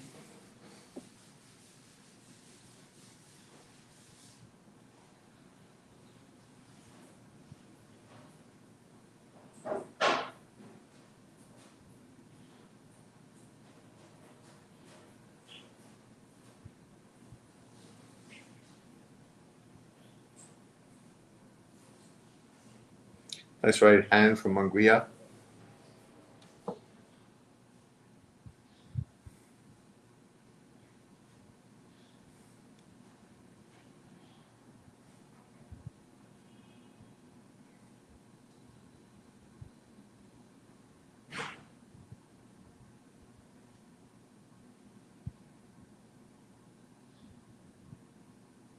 That's it. Jab to the body. And then drop the overhand right.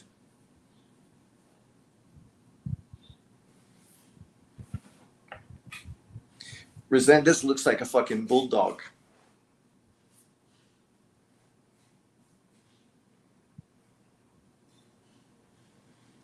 Good left to the body from Munguia. When you think about both of them and their composure, Resendez is very fucking calm, doing what he's doing, whereas Munguia looks a little frantic.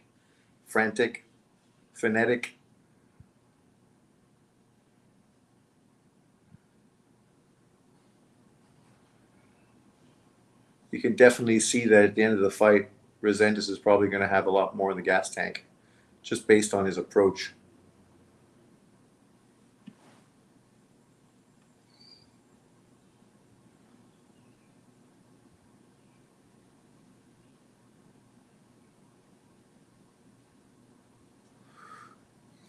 Interesting round.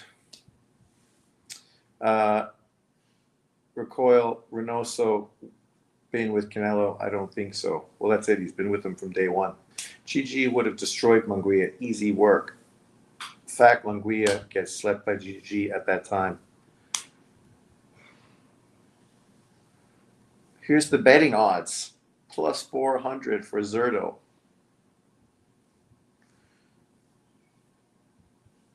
With those odds, you got to bet on fucking Zurdo. Zurdo by decision.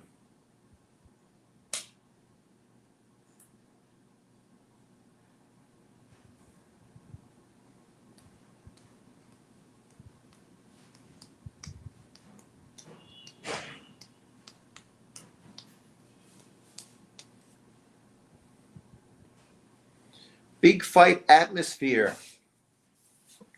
We have one in-house journalist there right now. Hopefully he's still online. He can tell us about the overall atmosphere of the fight. Let us know how it's going. So they got Munguia just like me. 4-1. Oh, that's nice shots there. Good body shots. See that mid-range, far more effective than the outside. Those were good body shots from Munguia. Heavy, nice, clean. Chris Mannix hasn't given one round to Resendez, but Chris Mannix always has fucking terrible scorecards, so that's not a fucking surprise.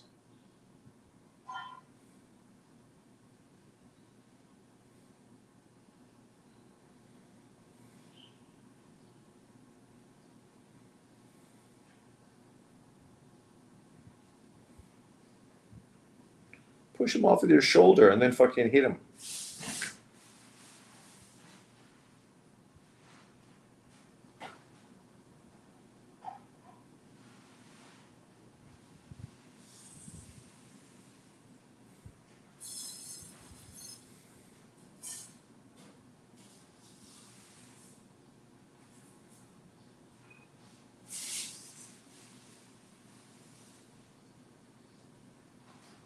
Good movement from Munguia. Not being a fucking sitting duck. Who sent me a message? What's that?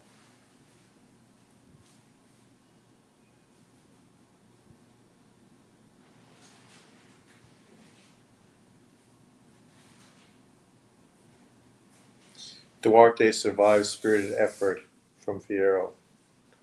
Ring Magazine. Well, we saw the fight, so yes, we're aware.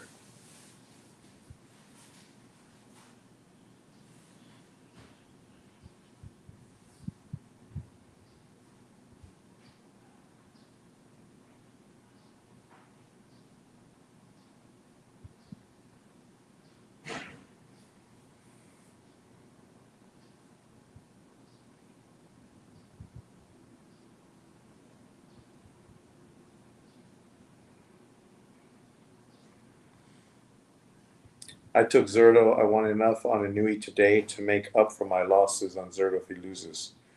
There you go. Look at this girl. Give me a hard time. Soon, you mean next decade?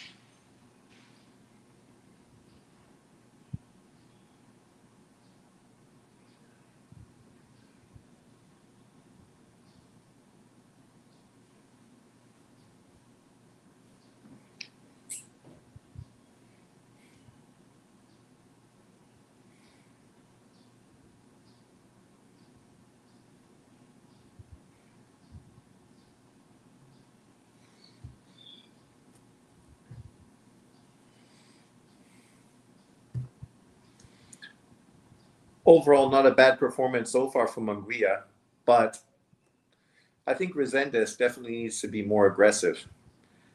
He's effective, but the problem is he's just a little too passive. He's the champion, but he's definitely not fighting like the champion. But this is what happens when you're given a belt and you don't win a belt.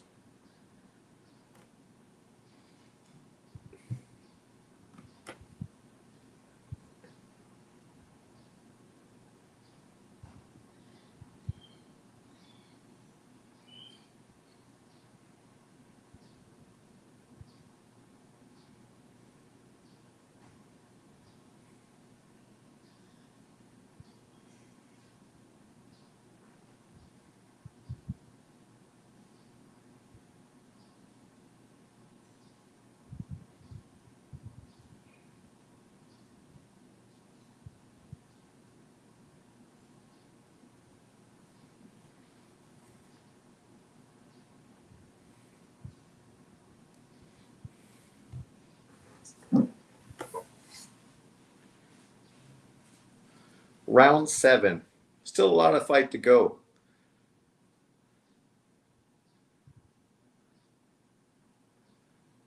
I could see Resendez take over the back half of this fight.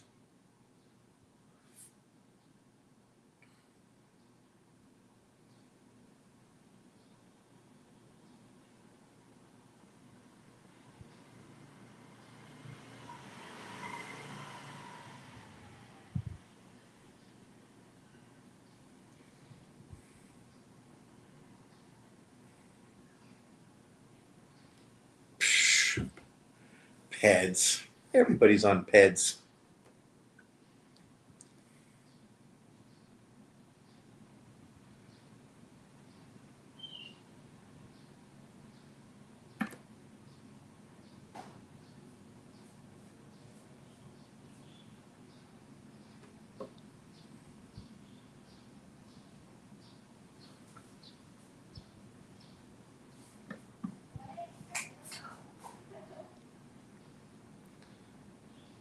Good left hand from Munguia.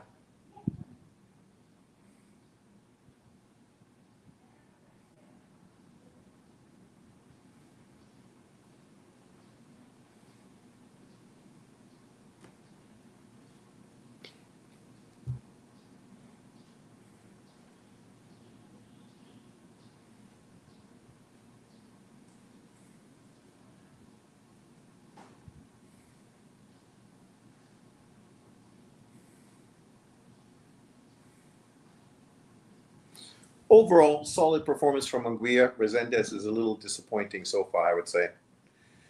He just not fucking determined enough, or not, what's the word I'm looking for? Like, no immediacy, right? Like, he's just kind of following Munguia and following what Munguia is doing.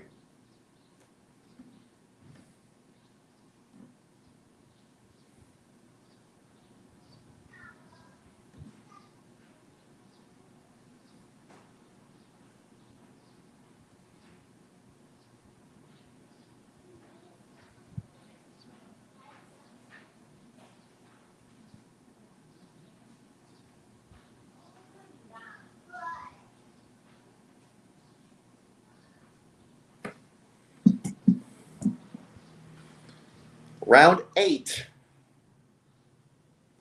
If Resendez wants to do something, it's about time he fucking picks it up a bit.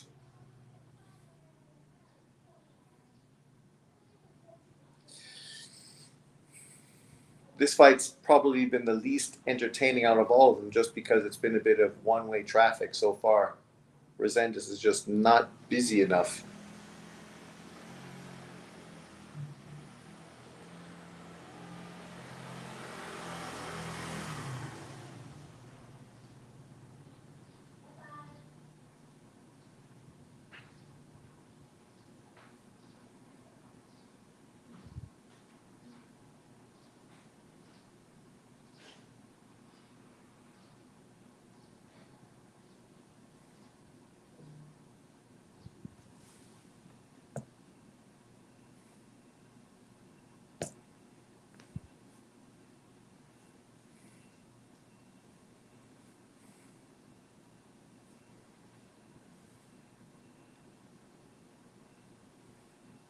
Oh, there you go. Nice left hand from Munguia. Little uppercut in the inside.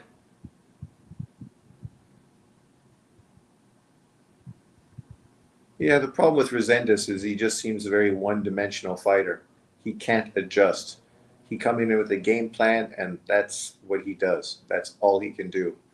And if the other fighter is not participating the same, then we get what we're getting. Low volume.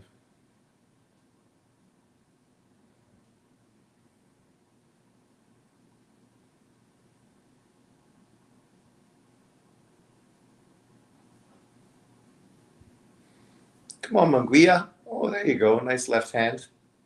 Keep it going. Stop this guy. That'd be a big victory if you stop Resendiz to become the champion. Make a statement.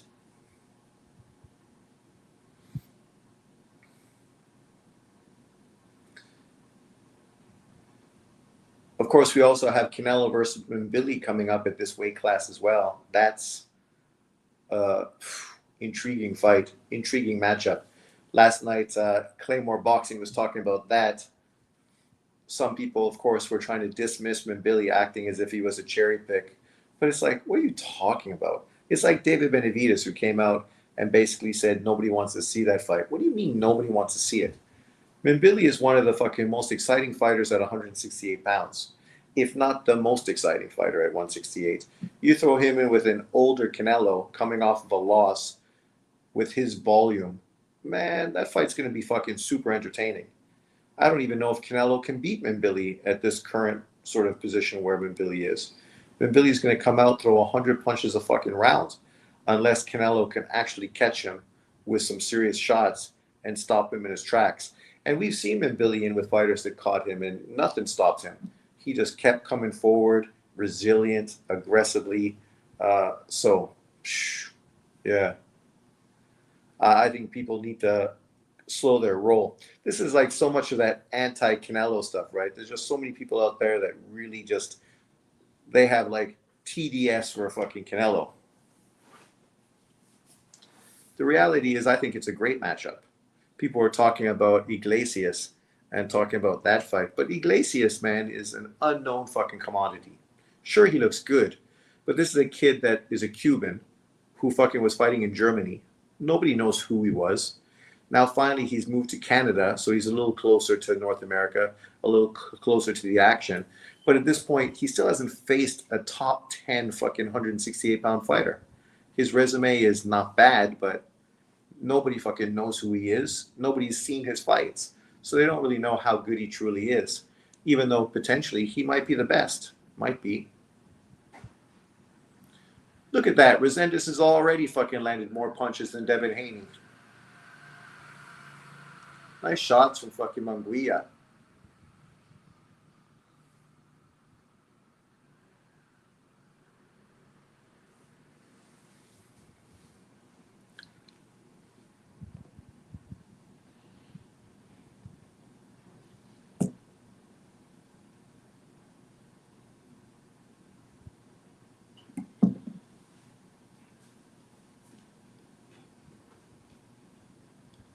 Munguia is a real deal. But can he beat the best guys of this weight class? I don't know. I don't know.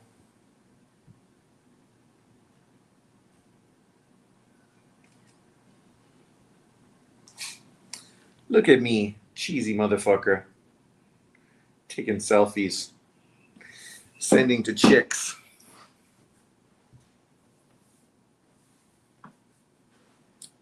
I'll save the dick pics for later. I don't want to, turn this page into a fucking OnlyFans channel. But this round has been a great round for Munguia. Definitely fucking established his dominance. For Resendiz, the time is running short, man. He's going to have to fucking shit or get off the fucking can.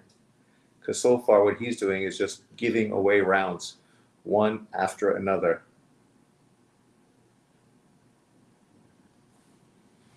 Nice. Oh, big shots from Munguia. Oh, nice right hand. Good shot. Oh, nice counter shot from Resendez. That's it. You got to throw with him, Resendez. Catch him fucking in the exchange. Hey, no hitting behind the head, both of you.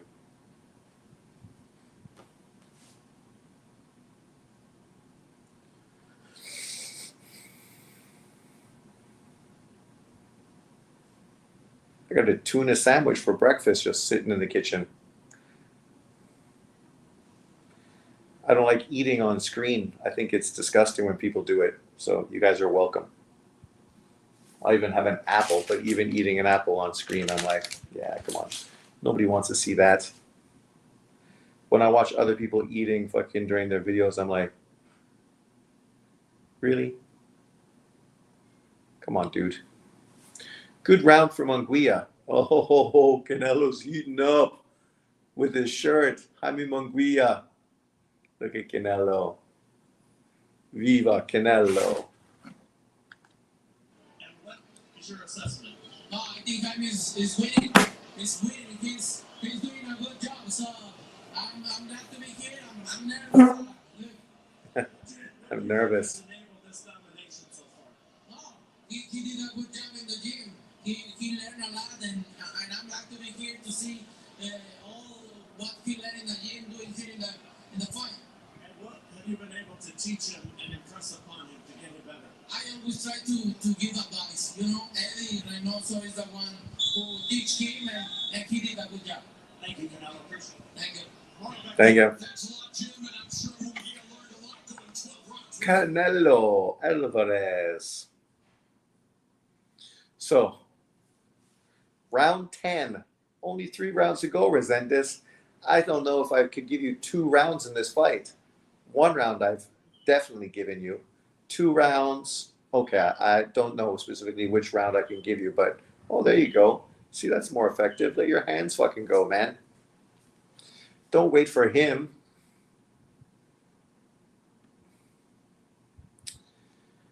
Yeah, so far Larry Hazard only has given him 1 round. I think that's pretty clear as well.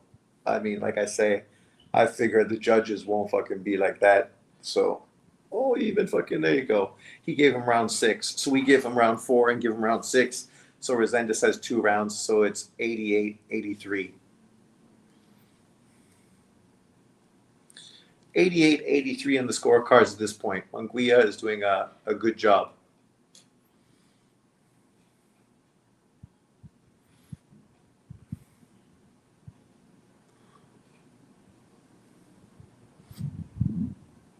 Hit the body, Jaime.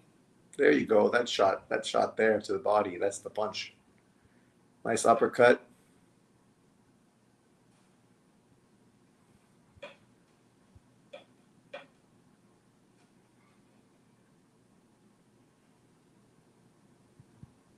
Zone freezing.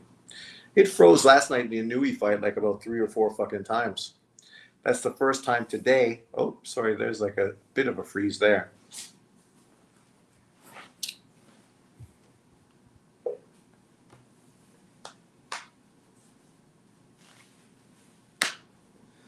So, is this fight also on Amazon? Because I know, doesn't the PBC have a deal with Amazon? So shouldn't this fight be on Amazon as well? Amazon Prime? Let me know in the comment section if you guys know anything about that. Because they don't advertise it as Golden Boy, just PBC.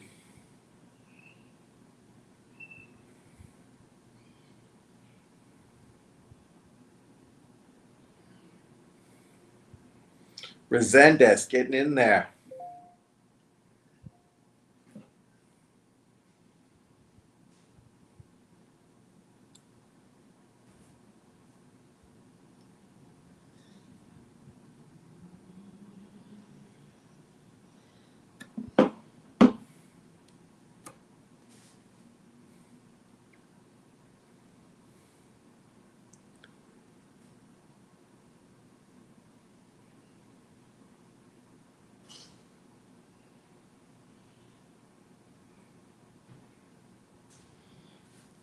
Munguia. 2 weight world champion.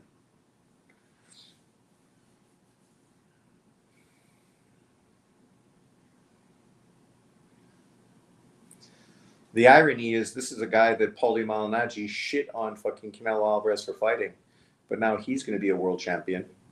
He's fighting Mimbili, who actually Paulie praised as an opponent, but only because it wasn't officially made when Canelo was undisputed champion, or else he probably would have shit on that fight too. Currently a world champion. Right? Like, it's amazing how Paulie fucking hates on Canelo so much, but yet Canelo's faced solid competition. He's faced almost every legitimate fighter during his reign at 168. Obviously, the new crop of guys he hasn't faced, but, you know,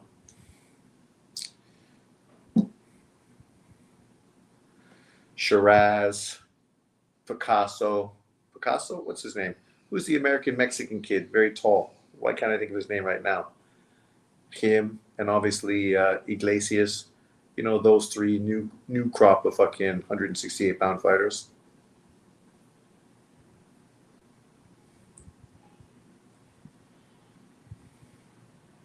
Round 11, Resendiz, you better push this shit, man, because you need a knockout in a big, bad fucking way. Did Resendiz stop Plant? I can't remember.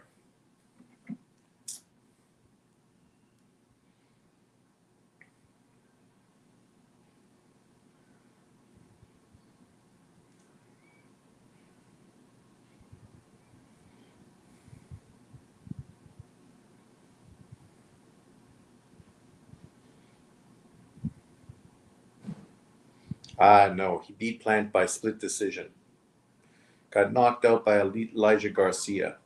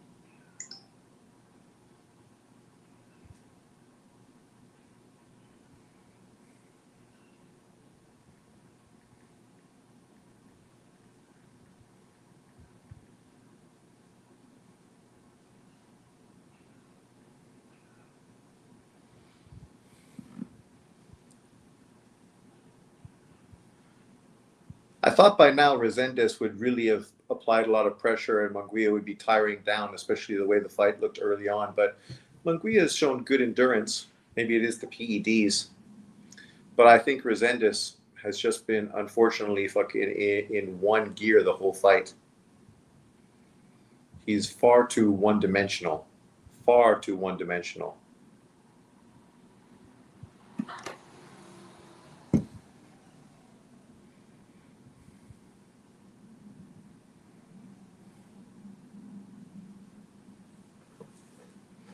There you go. Let your hands flow.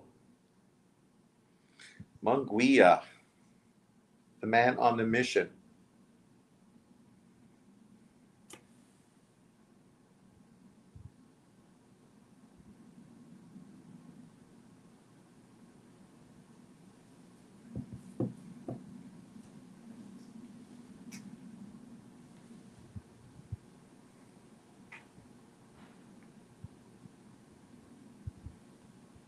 So one more round to go before the main event kicks up.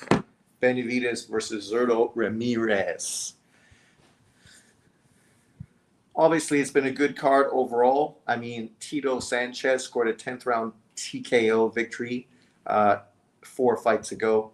We had, obviously, Duarte being given a gift in a fight, I think, and many people feel he got beat by, what's-his-face, Fierro.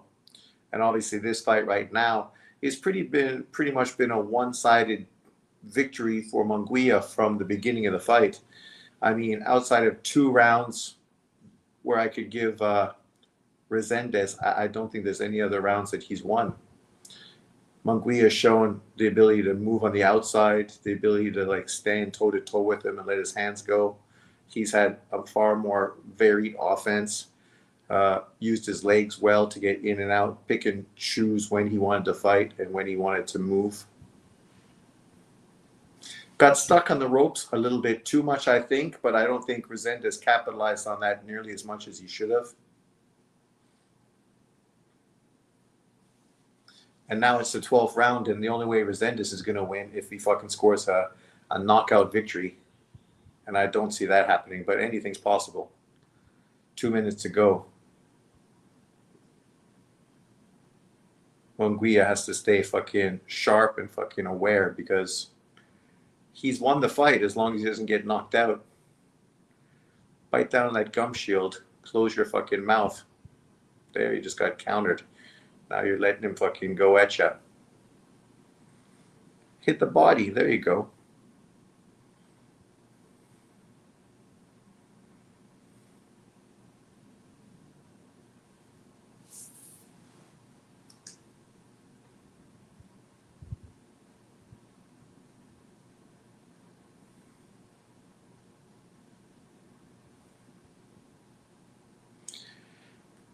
Maybe Munguia can fight Caleb Plant next to defend his title.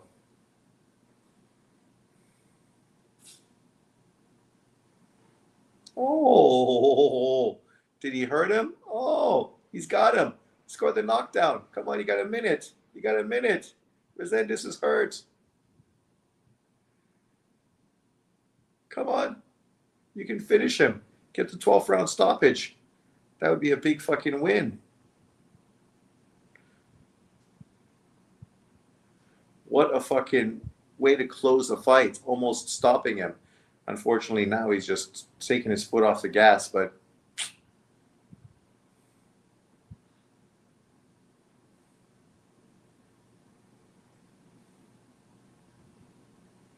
there you go. Come on. Let's go, Munguia. Knock him out. Oh!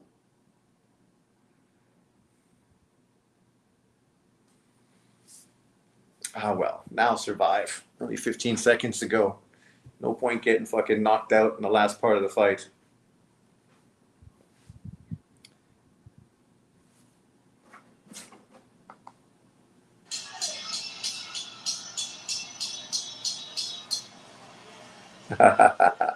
Canelo.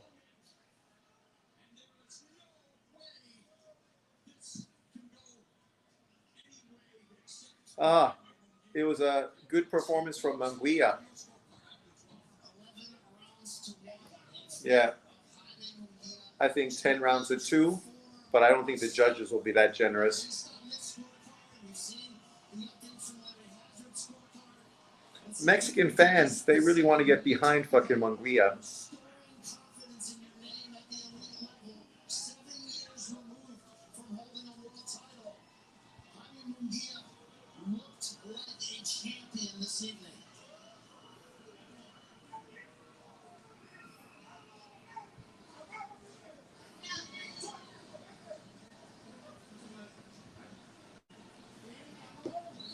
Cabron. Let's look back at the replays of this fight.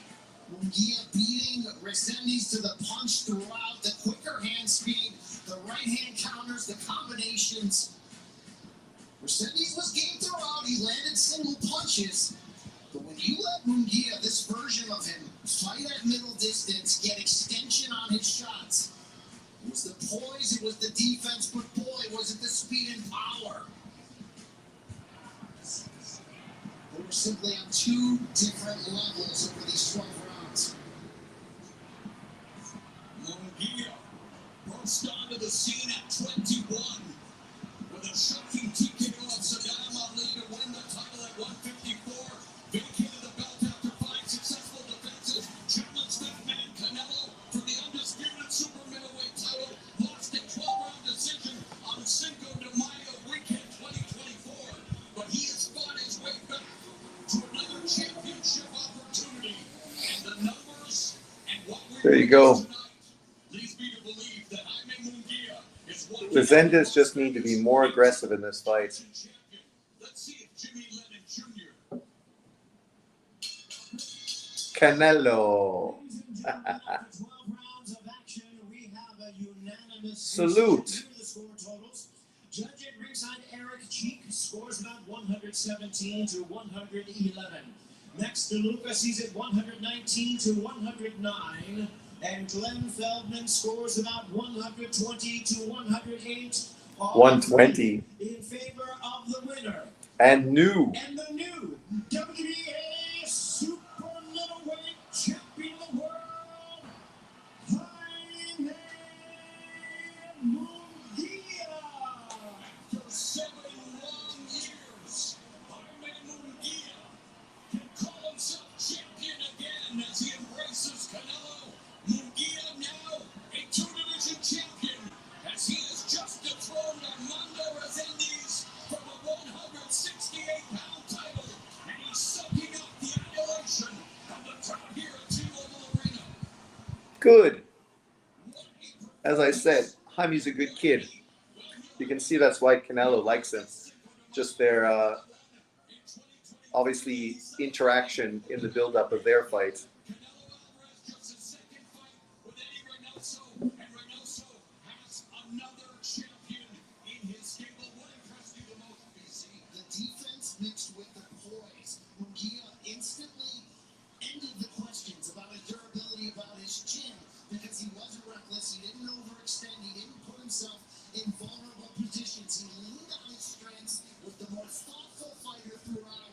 And when you get the speed and power and size advantage, Munguia's a good kid. wow. So it's a new fight, it's a new fight. Haters will say he was on PEDs. Whatever. Haters will always find something to fucking talk about. Maidana, Munguia, still not that good. What's Raiden Munguia? David Benavidez chasing history. Champion at 168, still a champion at 175. Looking to become a champion at 200 pounds, but he's going to have to defeat that man, Gilberto Ramirez, a unified cruiserweight champion who is 5-0 at 200 pounds, coming off a win over former champion Uniel Dornicos. He's 48-1 with 30 knockouts. It's Benavidez versus Ramirez in the biggest fight size-wise in Mexican history.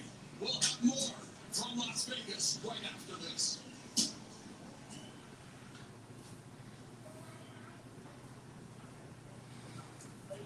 At the end of the day, Munguia is now a 2-time world champion. Congratulations to him. That was a masterclass performance today against a one-dimensional fighter, but a guy I thought would come and bring more. He definitely, I think, will be disappointed with his performance. He left far too much on the table. Munguia can still do bum Charlo like he did Resendiz. Yeah, I think he beats fucking Charlo for sure. At this point, fucking Charlo, come on. I mean, bum ass fucking PBC fighter. That's all he is.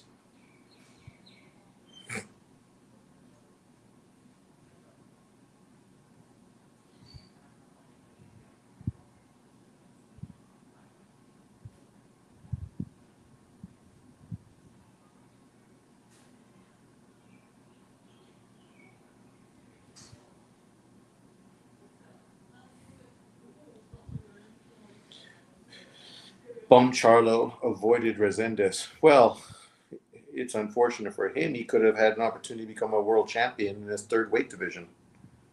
But he chose to, I don't know what he chose to do. Become a fucking drunk? A crackhead? Oh, my man lost. I'm disappointed. Ioka. I was hoping Ioka was going to become the first 5-weight Japanese champion. But, you know, it is what it is. Do you think Spence can beat Tim Tszyu after 3 years out of the ring? Sure. I also think Tim Tszyu potentially can beat Spence, who's been out of the ring for 3 years.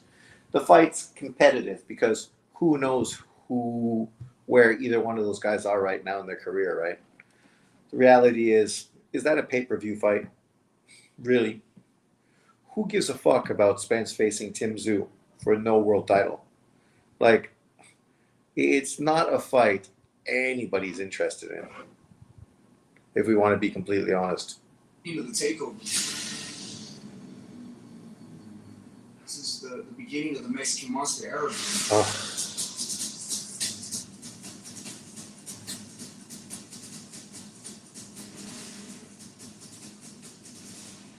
I've been world champion since I was 20 years old. I know my path. I know exactly how to get there, and I'm going to get there without a doubt. David Benavidez is the problem with American boxing. The fucking delusion. This is what makes boxing boxing. The risk. But you didn't take risk your whole fucking life. It's time to take a look at how our two. Like literally, when does David Benavidez taking a risk? When? Like at 168, never fucking took a risk. At 175, never fucking took a risk. He could have fought better Bia for the WBC world title. Chose to stay at 168 and fight, I don't even remember who, instead of doing that. He didn't take a risk. He literally went up to face fucking who? A 168-pound fighter and a fucking retired dude. And recently a guy that gets knocked out every time he steps up. So what risk is he taking? Now he's going to fight Zurdo at cruiserweight. I guess this is the one occurrence in his career where he can say he's taken a risk in his 32nd fucking fight. Arrow going to go undisputed at 154. Oh my God. That's a PBC fucking take for sure. Yep, Charlo wants to keep his, that's how they are. They just want to brag about being undefeated. Yeah. Bankrupt, fucking broke, but undefeated.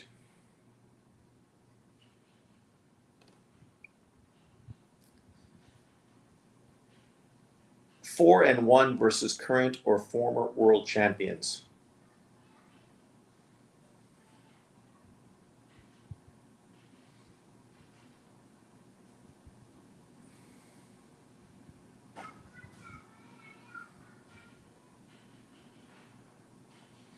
Let's go, Zurdo Ramirez. Oh, isn't that the Puerto Rican kid? The little small dude? Puerto Rican fighter. What's his name? Speedy something.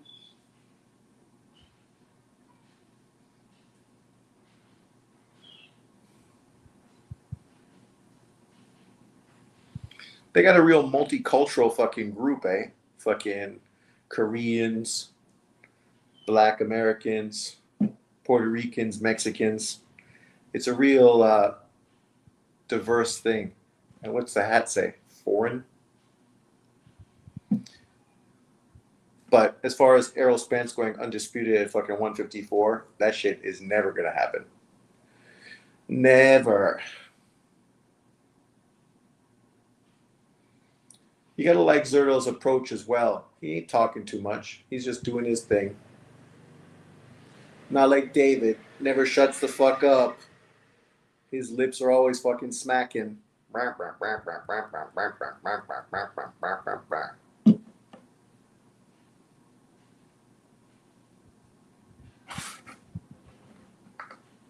the body and holding his ground on the inside. This could be a very interesting fight. These both guys are inside fighters in reality. And this was the first time that we saw David Benavidez, who's in a moment of reflective prayer right now, look small in the weigh-in. How will they look when they step into the ring? We're just moments away. This will be Zurdo's third title defense. First time. Yeah, that's true. She went upstairs. She's definitely not a supporter of Mexican boxing. She prefers fucking the Japanese style. You know, she is Asian, right? So she prefers her own. She's racist like that. According to John Boxing, she has to be racist because she doesn't support Black Americans.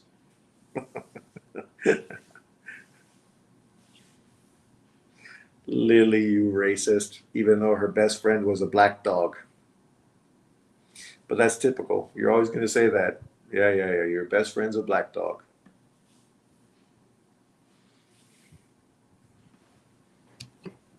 But I can show proof.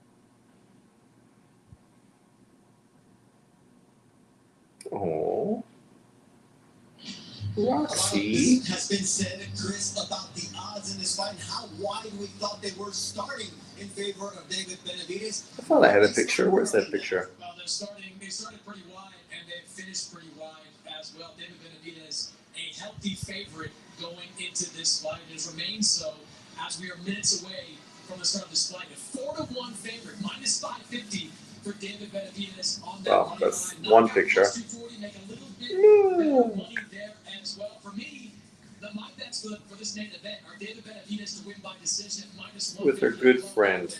I also think that this fight going the distance. Here we go. As well. These two guys both have incredible chance. All right, we have yet to see a back. There you go. Adorable. Adorable. But the main event is here, boys and girls, ladies and gentlemen. What's your prediction? Leave it in the comment section below so that everybody can hold you and judge you and make you eat crow if you're wrong. As I said, I favorite David Benavidez based on his shorter, straighter punches and hand speed on the inside. It's kind of sort of similar to the Resendez versus Munguia fight, right? I mean, it'll be interesting to see if Zurdo can be more like Munguia and actually use his legs and move and pick and choose his spots. But the difference is David Benavidez, unlike Resendez, is not going to be such a low volume puncher. He's going to definitely fucking let his hands go more than Resendez did. I just hope Zurdo makes it interesting. Exactly. I think he will because he's tough as nails. So even if he goes in there and gets beat, he's going to fucking be there the whole fight. I don't think he's going to fucking get knocked out by David.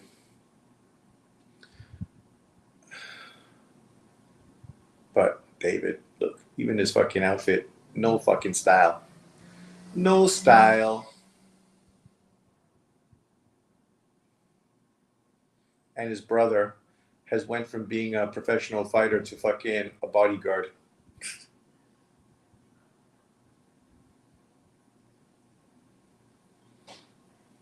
Mike Tyson. Got like the champ up front.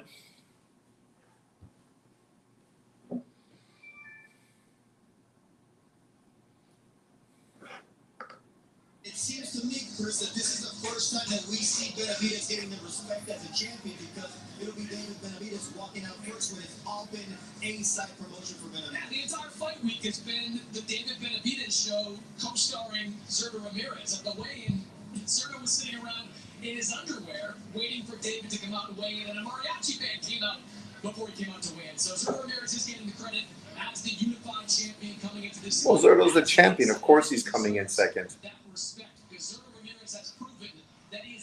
Fucking, who's that? Michael Jackson in the back with the glasses?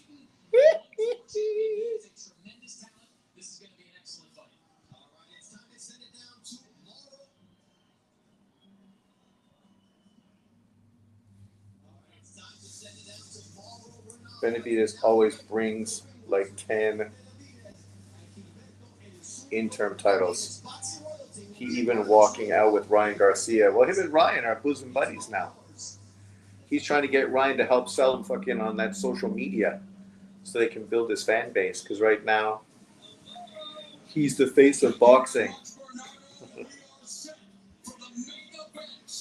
The face of boxing that nobody in Mexico knows, according to fucking Julio Cesar Chavez Sr. 29 versus 34, 196.8, 200. Giving up not much of a reach advantage, only half an inch. But I think on fight night, Zurdo's going to be fucking probably a little bit bigger than David for sure. Zurdo looks definitely heavyweight. Look at this guy. Is that his name? Concrete? Oh my God. Am I supposed to know who you are? Benavidez! Two Mexican fighters with a combined 79 wins and 1 defeat will make history tonight on that ring behind me. We will witness for the first time ever a fight between two Mexicans for the first time ever battling for a title in the 200-pound weight. And tonight, these two boxing kings will come down from their thrones to battle for the one thing that matters the most: pride, honor, and the opportunity to call themselves the cruiserweight champion. Even though that would be Jai Opataya, the #1 Ring Magazine champion. If you really see a war, let me hear you scream!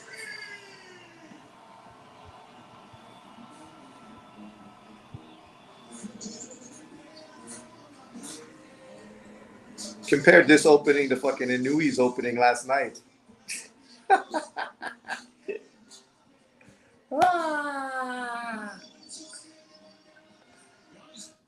Like literally, compare this fucking ring walk to Inui's ring walk last night, and let's talk about who's a bigger global fucking superstar. This dude's got a fucking few fucking Mexican fucking mariachi guys playing things. You know, it's like, come on, come on, come on. This is like fucking the low level fucking ring entry compared to last night, where a superstar entered the ring.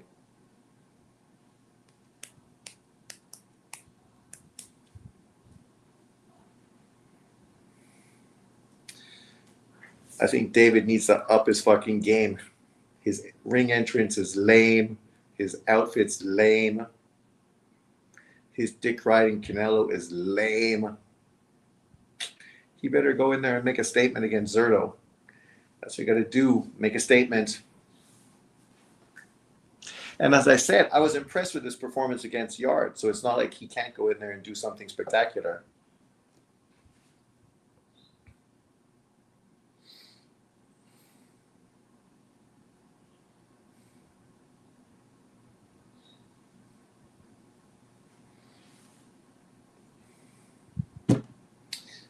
Sean, don't you like Benavidez, right? As a Latino, David is very annoying. I see why you don't rock with him. I just fucking, he's not fucking a Latino. He's a typical fucking American PBC fighter. Talking loads of shit, protected the majority of his career by the PBC, fucking, and then acting like somehow he's the baddest man on the planet that everyone's ducked. Yet literally, this guy lost his titles because of himself, drugs, and fucking being too fat on the scale. Moved up in weight, was given a title, didn't win a title, pulling a fucking Devin Haney, and now he's moving up out of light heavyweight, which is a great division, to go to cruiserweight, to not fight the best cruiserweight, but to fight fucking Zurdo, the guy he's familiar with, the guy he knows, right? The guy he's confident about beating, not the fucking toughest guy who's considered #1.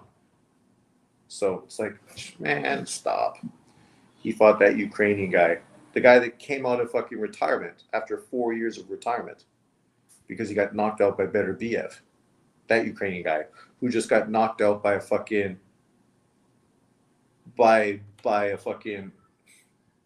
not a bum, but a gatekeeper. Literally, that's who fucking just knocked out the Ukrainian guy in his last fight, a gatekeeper. So how did that fucking fight age? Not well. Not well at all. Literally, the guy Morel beat just knocked out fucking the Ukrainian guy. Zurdo. See, Zurdo is much more likable. He's just a fucking real dude.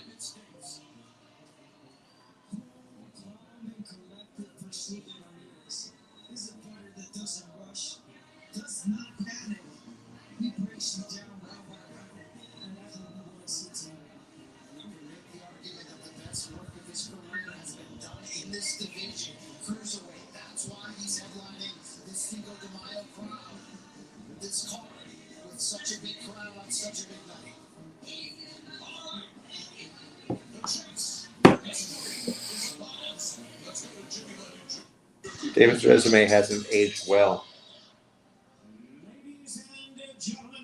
Well, Morrell basically lost that Russian guy, was gifted a decision.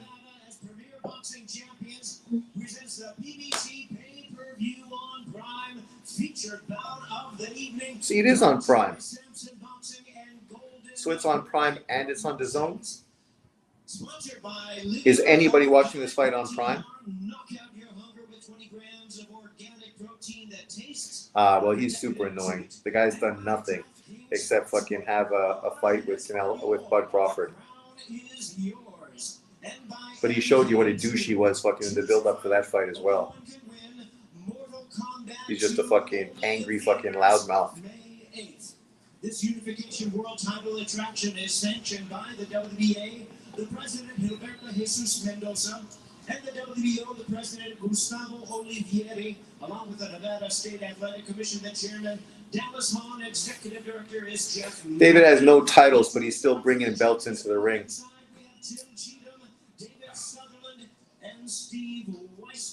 Oh, the same fucking crappy judges as always. Cheat him. Thomas Taylor's not bad. Here we go with the bout you've all been waiting for. 12 rounds of boxing for the main event of the evening for the Unified WBO and WBA Cruiser. Let's go. And now, ladies and gentlemen in attendance and boxing fans joining us Around the world. live from Las Vegas, Nevada. It's showtime. It's prime time. Let's go, Zurdo. It's prime time on DAZN. Ladies and gentlemen, introducing to you. It's DAZN time. On my left, fighting out of the blue corner. Entering the ring wearing the colors of the Mexican flag, white trunks with red and green trim, fighting. Trying to fucking kiss Mexican fans' ass, eh? But you ain't Mexican. That's Zurdo. Zurdo's Mexican. You're not Mexican. You never even been to fucking Mexico. Well, maybe he's been to Mexico, but 25 wins coming by way of knockout. Here is the popular two-division world champion and the sensational star of boxing, tonight seeking his third world title in the third weight division. Ladies and gentlemen, please welcome the former two-time WBC super middleweight world champion and the current hard-hitting, undefeated, reigning unified WBC and WBA. PBC. PBC. He's not the light heavyweight champion. That's Bibble.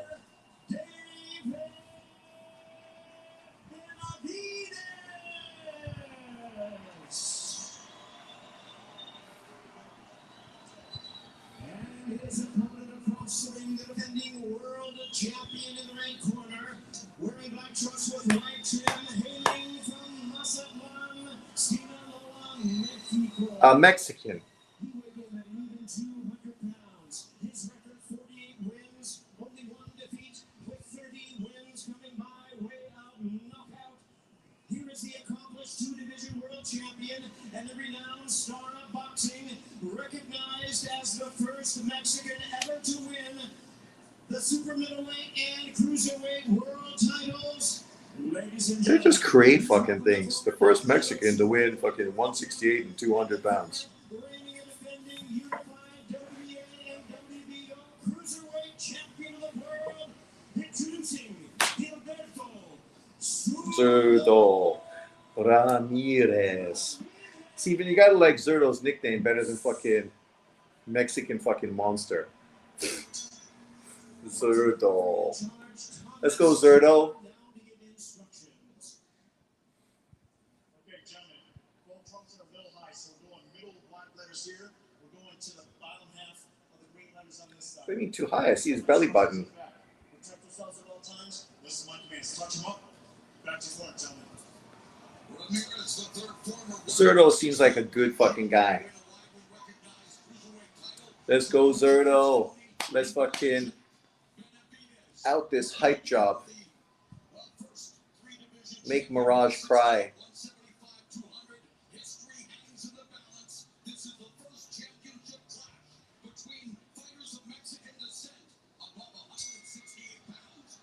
cares? Round one.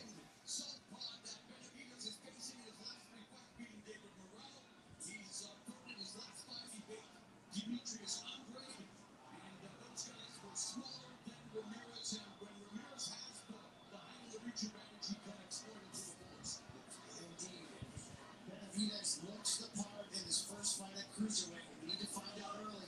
Was on this chin and power cruiserweight worthy against such a durable opponent. And fans are hoping that Benavidez versus Ramirez joins the likes of Evander Holyfield, Dwight Muhammad, Howie, One, James Toney, Vasily Chirag, Alexander Usyk, Miras Bradis. I mean, there have been so many cruiserweight classics, and this one has all the hallmarks of another. And by the way, of all the 175-pound champions to win a cruiserweight title, Zurdo is the only one to win it in his first fight at the weight, and he was only 178 and 3/4 pounds when he beat Jacobe Fragomani. This is the rhythm, the pace that you want to keep it. Oh, nice right hand from David. Benavidez came in well under 200 pounds from him.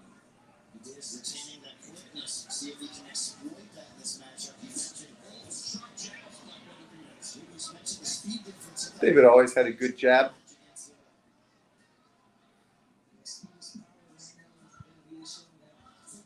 Timing. Timing over speed, Zurdo.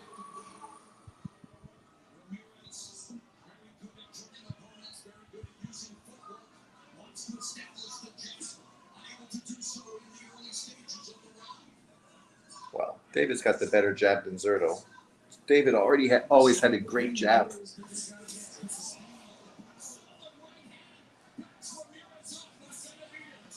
Good body shot, Zurdo. That's the first test here. Whether Benavidez can bring this power up to cruiserweight. So far, every place that Benavidez has thrown has landed. Ramirez has been down once in his career against Samuel Miller back in 2011. Oh, Zurdo did go down. Rallied to stop Miller in round 4. He has not been knocked down in nearly 15 years. Yeah, I was going to say, I didn't know he was ever knocked down. In terms of the career of Roberto Ramirez. And Benavidez has been down twice in his career, undefeated, however, and lands a straight right hand, another right hand followed by the left. David looks sharp.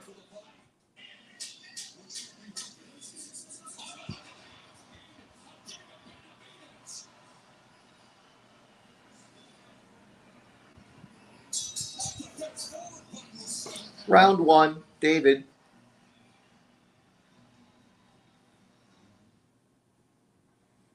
Wow, Zurdo fucking is huge.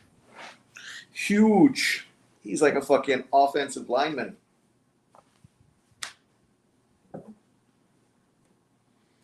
What's with the volume? There you go.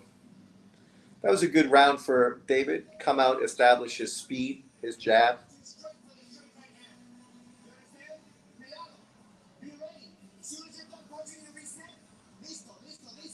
Visto, visto, visto. You understand?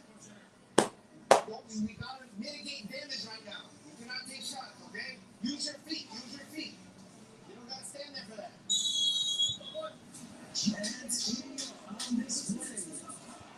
Yeah, but nothing on those punches. Arm punches. Reminiscent of the Corky Medina fight, and the conclusion of that fight. One of the craziest knockouts we have ever seen in the modern era. Julian Chua is the corner man for Ramirez, looking for him to reset. From one of the can tell you when stop also in that corner.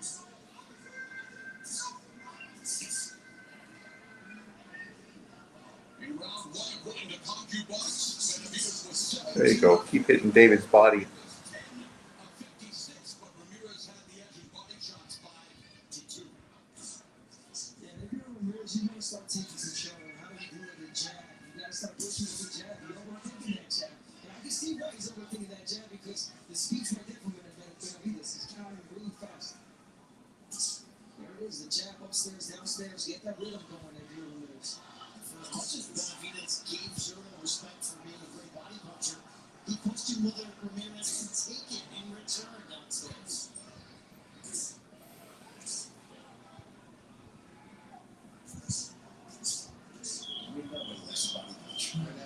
Nobody does, but this is really good with this matchup. Very good body shot by Benavidez. He's also very good at boxing.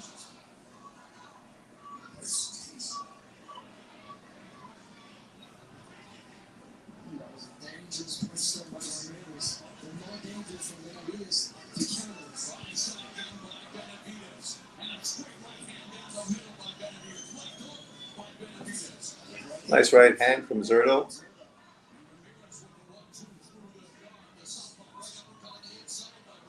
I think Zurdo should also be bouncing fucking David off of him with his shoulder, backing him up, using his bulk and size. Maybe in fucking holding him and leaning on him on the inside.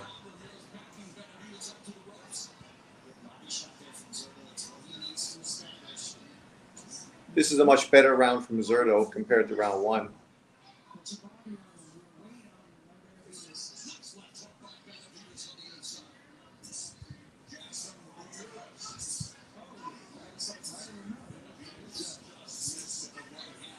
Yeah, because he got hit.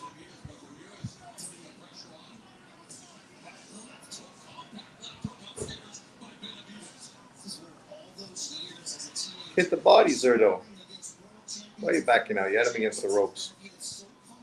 Lean on him, push him backwards. Bounce him off your shoulder.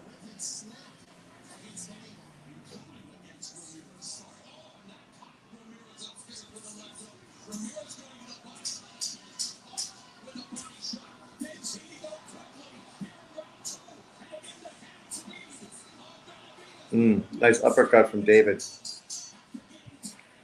It was a good round from Zurdo, but David fucking closed off well. I don't think these guys could handle the cruiserweight champions of the past. David Hay, Usyk, Evander. The thing about David is he's got the advantage that Canelo also brought to 168. Faster hands than your opponents, right? Not naturally as big, but faster. Better boxer. So that's what David's bringing to cruiserweight.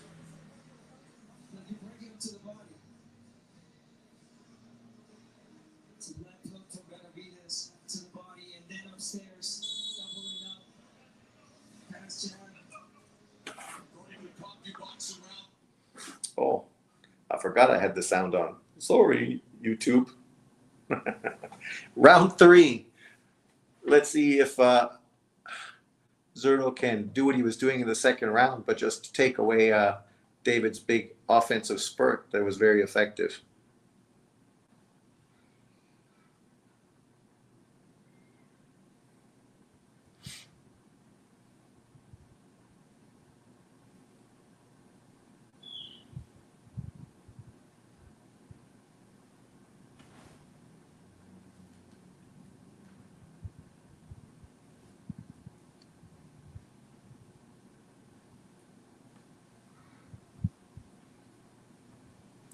So for offensively, David's looking good. Sharp, fast, powerful.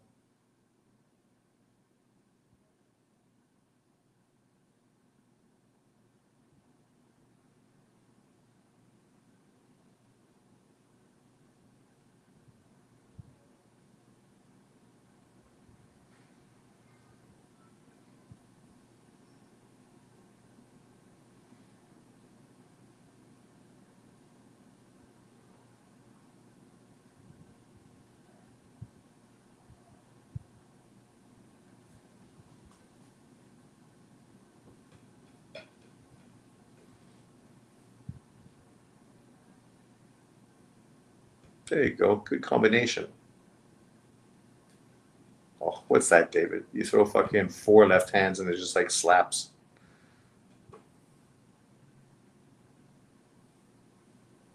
Hit that body, Zurdo.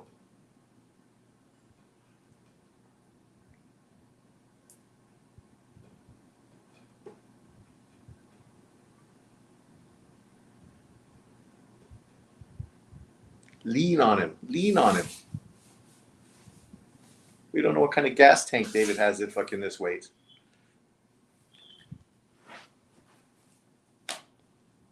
after 5 rounds, he might fucking have no fucking snap and no fucking gas tank.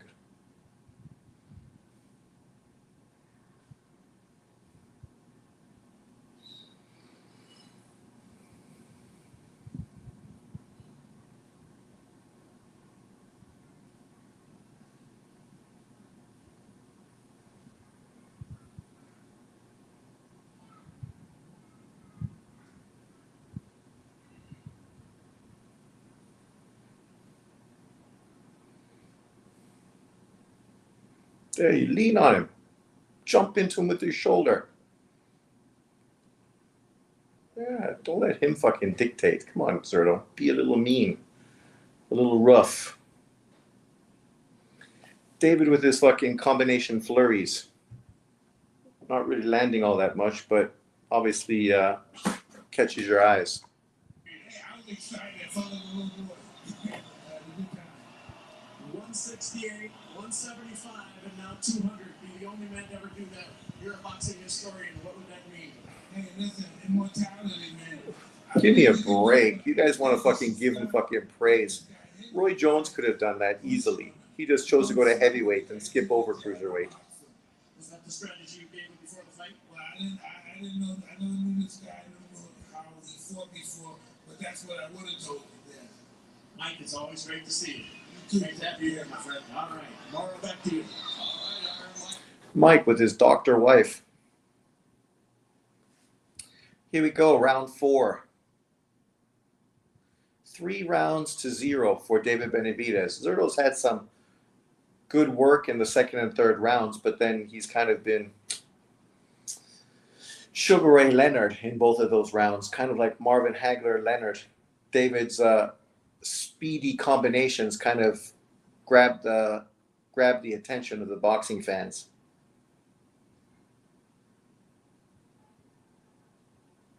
That's why I think Zurdo needs to be rougher. Rough him up a bit, hit that body, knock him off balance, lay on him, push him against the corner. Not fight a fight that he wants.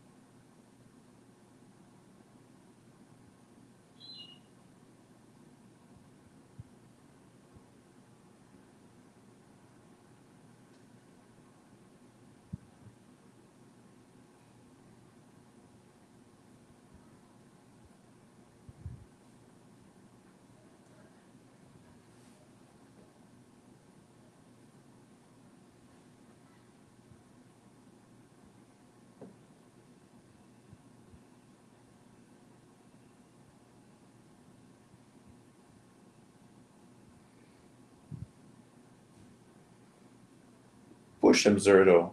Why do you fucking play so nice? Be more rough.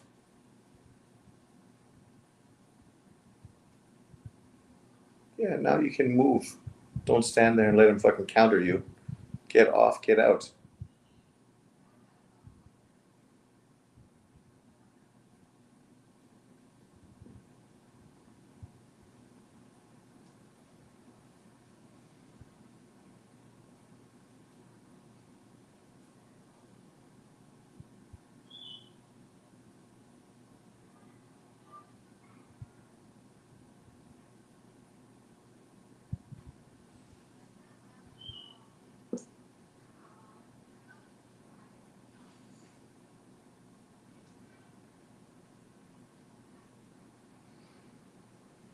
Short punch hurt Zurdo.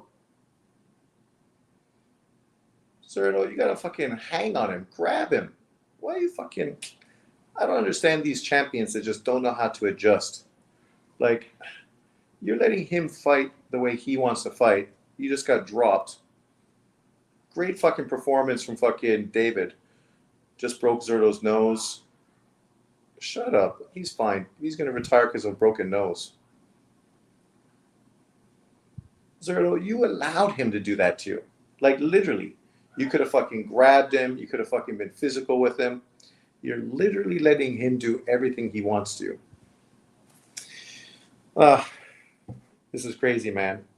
Who do you think is winning, Sean? Oh, fuck. David's winning every round. It's been a great performance from David Benavidez.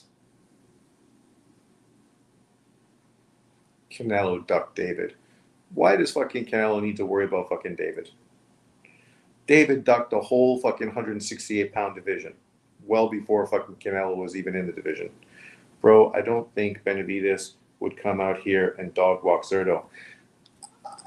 Well, I thought his hand speed, right, in between fucking the shots could do it. I just thought Zurdo fucking had a tough chin, even though this is his nose, not his chin. You break your nose, it's not the same as your fucking chin. But it's also just his mentality. Zurdo's mentality just looks wrong, right? He's going in as a beaten man. It's like, already it looks like he'd be happy to fucking, come on, big deal. What are you doing? What? Come on, I'm the world champion. I'm a unified champion. You're going to stop it because I have a broken nose?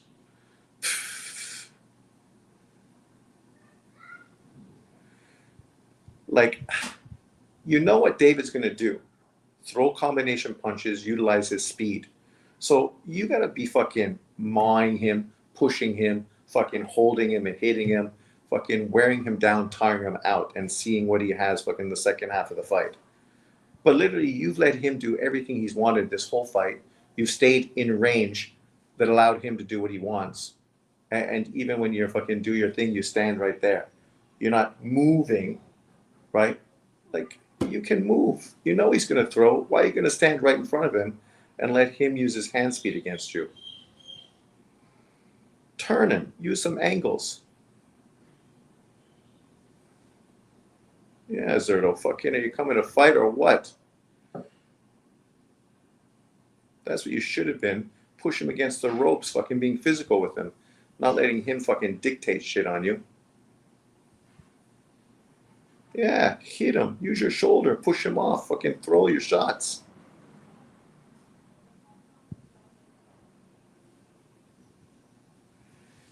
And then once you wait, you just fucking stand there and let him throw fucking 8-9 punch combination. You don't fucking move.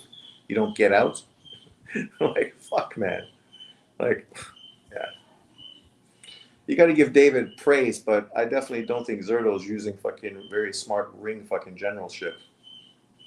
Like right there. Why you stay there? You're not throwing, so fucking move.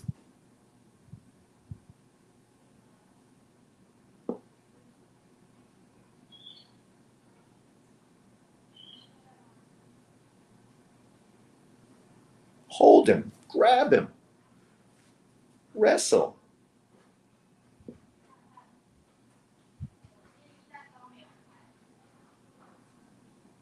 That uppercut bothered David a bit, but see, David moved and fucking changed. He didn't stand there and let him keep throwing, unlike Zurdo. I don't understand fucking what Zurdo's been doing. Like his manager or trainer even told him, don't stand there and take damage. Get out. But then he's done the opposite of that.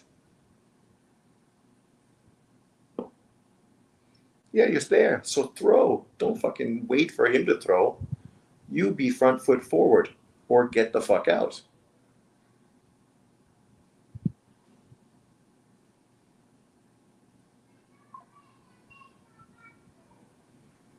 You're just gonna load it, let him fucking tee up on you.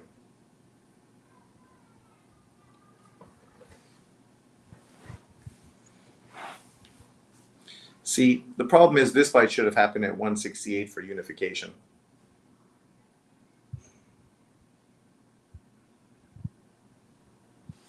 That was a much better round by Zurdo. Canelo still would have dominated Benavidez. Remember, I picked Benavidez to win every single round. I don't think Prime Canelo dominates. I would be a good fight. Zurdo did better in that round, though. Yeah, he did much better. David's hands are faster than Canelo. He's also much bigger and got reach advantage, right? He's also more of a volume puncher. But Canelo, unlike Zurdo and the other people he's faced, is a better counter puncher, more experienced. So David doing that is potentially in range to fucking get hit by big fucking shots. And we've seen David get dropped by fucking, mediocre fighters in the past. So it's not like he can't be hit.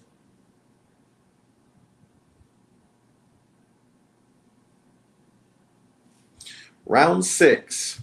I think Benavidez is top 5 pound for pound now. Because he's doing what fucking Bivol already did. We've already seen fucking Zurdo get exposed. Bivol did this when he was an undefeated fighter.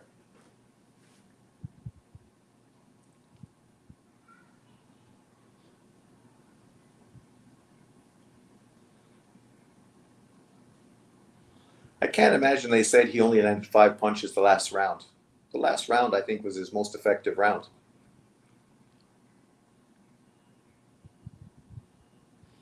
Yeah, you got to feint a little more too, Zurdo. Round 6.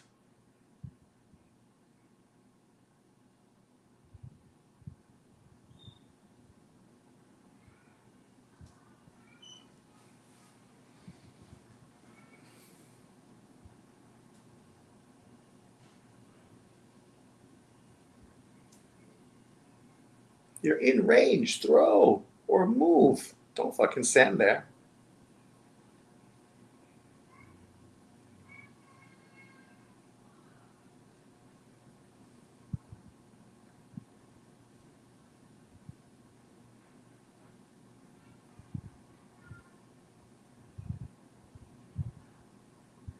Throw. Don't stand. Throw.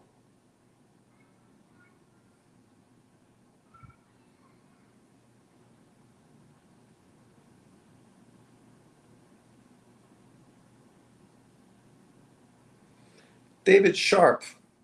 You got to give it to him. Speed and sharp. Picks his spots well.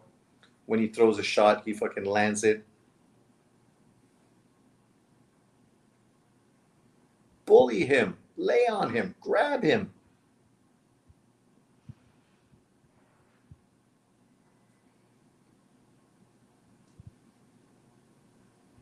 Come on, Zurdo. You're fucking still not adjusting. Still fucking walking in, fucking allowing him to set the pace.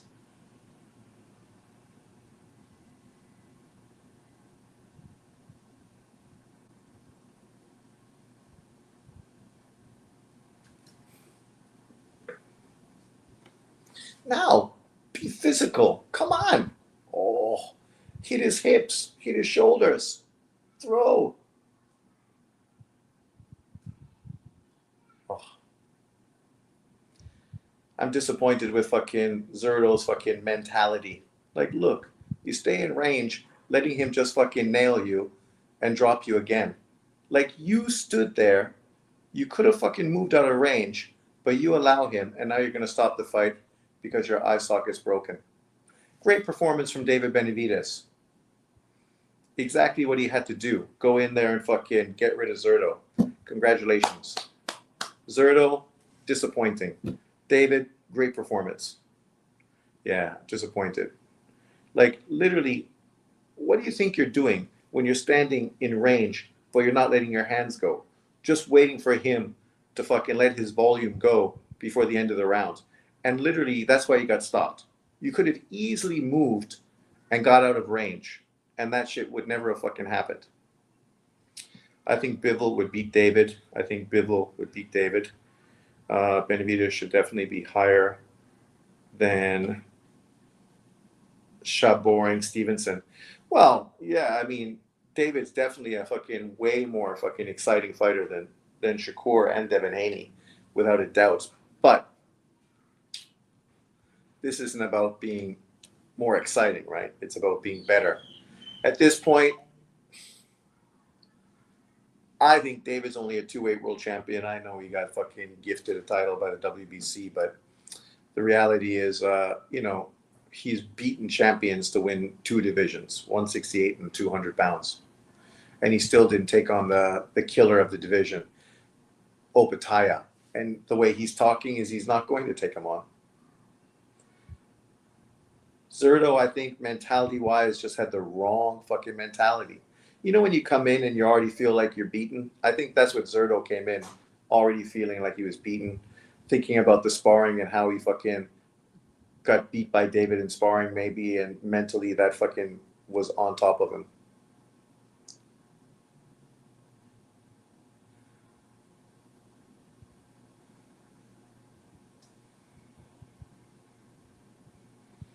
And to go out like that, soft.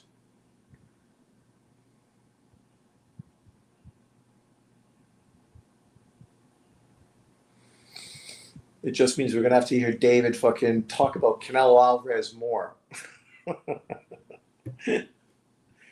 Zurdo, just average fighter, not elite. I would like to see Benavidez fight Atoma at heavyweight. Oh my God, come on, man. Where do you rank Benavidez in your pound for pound list, Mr. Newton? I think he's number 6 right now on my pound for pound list. Obviously, Junto lost, David won, so he moves up.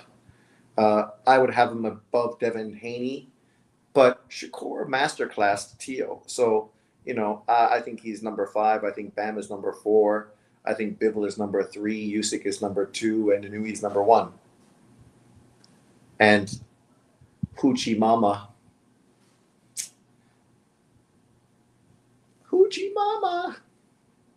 But you got to give it to David. His last 2 performances have been his best. His performance versus Anthony Yard fucking made a statement. And this performance today made a statement. But we knew why he was moving up to cruiserweight, because he knew his hand speed and boxing ability was too much for fucking Zurdo. So he knew he would fucking be able to land shots against him because his hand speed was way better. And so he went in, he capitalized, did exactly what he thought he would do, and it fucking played out. I'm pretty sure the exact same way he said. And I said all along that I think David's faster hands and straight shots was going to be too much for fucking Zurdo. The question was he going to be able to make a statement and stop Zurdo? And he did. So hats off. Great performance from David Benavidez. And we're going to see lots of people fanboying for David being above Inui and above Bam and above Bivol. I still don't know how you put him above Bivol when literally he just beat Bivol's leftovers, but okay. But the reality of the situation is they don't really like David Benavidez. 168, 175. He looked great. Now 200, the only man to ever do that. I'm very happy, man. Oh my God, they're fucking really. This is the problem with PBC. Creating hype fucking out of nowhere. Oh, you're the first man to ever win fucking 168, 175 in cruiserweight. It's probably the first fighter to ever try it. You guys give me the strength of fire that I need to come in here and give the fights, these type of fights. So you guys are my engines and my motivation. I think that was round 8. How did you pull this off? This was a tough guy, and boy, did he hang in there. It took a tremendous punishment to get coming back. I knew I wasn't going to be able to outpower him because my first time coming up to 200. So I knew I had to use His eyes fucked. Speed, power, movement, punch selection, and IQ. That's exactly what I did. He's on his way now to the hospital there locally in Las Vegas. We wish him well. What did you say to him as he leaves the ring? I just wanted to give him thanks for the opportunity. I love Zurdo Ramirez. We came up together. We came up smarter together. I got him ready for his World Championship fights. He got me ready for my World Championship fights. So I'm kind of sad it had happened like this. I love Zurdo Ramirez, but it is what it is in here. There's only one monster. Was there anything that you were able to That's do not true. in those 200 Yeah, there is only one monster, and that's fucking Inui. I knew that the combination was going to be able to land, easy. My combination, my punch selection is unlike anything else. So I know whoever it is, man. I don't care who it is, man. Nobody can fuck with me. To do this on Cinco de Mayo weekend and to now be the man who is being looked at on this holiday. Oh my God. I feel good, man. Canelo's in the fucking crowd. Give me a break. I see Canelo in the building. Let me just ask the fans this. Listen. You guys want to see Canelo versus David Benavidez? Of course. When does this guy not clout chase? He's a cruiserweight calling out a 168-pound fighter. A cruiserweight calling out a fucking 168-pound fighter. What a fucking clown. I mean, I'm still champion at 175. I'm champion at 200 and 175. So they want to come get at 175. Let's get at 175. And if not him, how about Bevo? Yeah, Bevo's the number one on my hit list. You know, Bevo he's a great competitor, great champion. Sean, the Inui hater, already hating on his performance as boring fights. Of course. A guy who supports fucking Devin Haney and Shakur, you could say Inui was boring, but he landed more than fucking 70 punches, didn't he? 70 punches Devin Haney landed against Ramirez, 70 punches versus fucking the other dude. Calling out a natural middleweight. A natural cruiserweight calling out a small 168 guy. I know. People are clowns, man. Yeah, Canelo's not a fucking super middleweight. He's a middleweight fighter. Black and Brown going to go off on... Black and Brown still have a channel? Yeah, in Japan. Stop trying to fucking steal fucking Inui's nickname. Benavidez can fight at heavyweight. That's why I call for Benavidez to Toma fight. Benavidez calling out smaller, faded Canelo. Embarrassing. Well, he could fight Jay Opataya and unify and legitimize himself in cruiserweight divisions. Or he could fucking fight Bivol to legitimize himself at light heavyweight. Calling out Canelo, who's just coming off of a loss to fucking Bud Crawford. Like, this is the problem with him. He's the typical fucking problem with these American PBC fighters. All they do is fucking talk shit and get hyped up by fucking the PBC as if they're fucking the best fighters in the world. All of them have been exposed fucking sooner or later. David, he might be the best of all of them, to be fair, which won't work well for those guys because they don't like David. He ain't black. 175 is his class. Jai would clobber him, I think. Well, Jai's got speed and power, but I think David's a better boxer than Jai. Jai also has a gas tank that wears down as the fight progresses. So that fight's interesting. I would kind of favor David to beat him, to be fair. But, you know, if you want to fucking earn your fucking plaudits, that's what you do.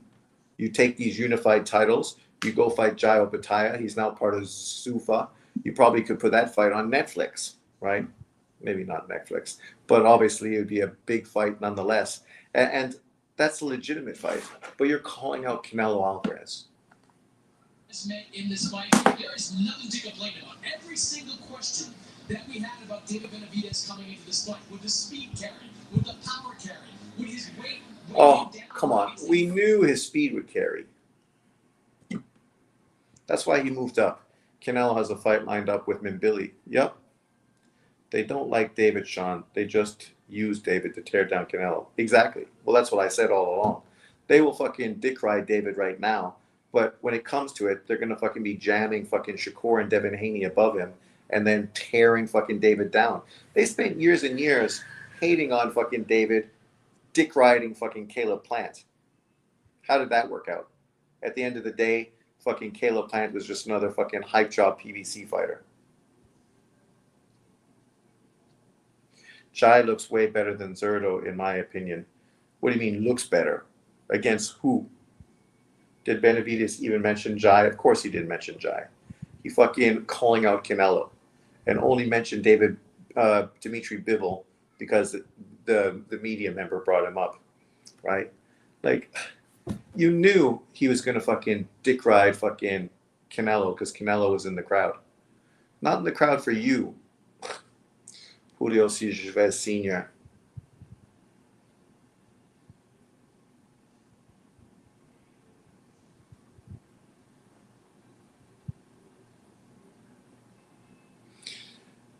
Now you're getting a sign from him. Did David even know? Chavez Sr. is going, I wish he was my son. Not like my son, who's a fucking disappointment.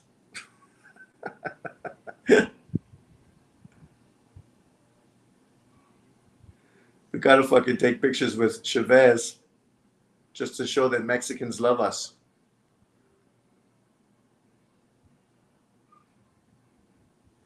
But there we are, people. Great performance from David Benavidez. Went in there and did exactly what I said he had to do. So hats off. Great performance. It'll be interesting to see the spin job that people start pushing from this. But thanks for jumping in. I'm going to go eat my tuna sandwich and enjoy my Sunday. Peace out, everyone. Have a good day. Later.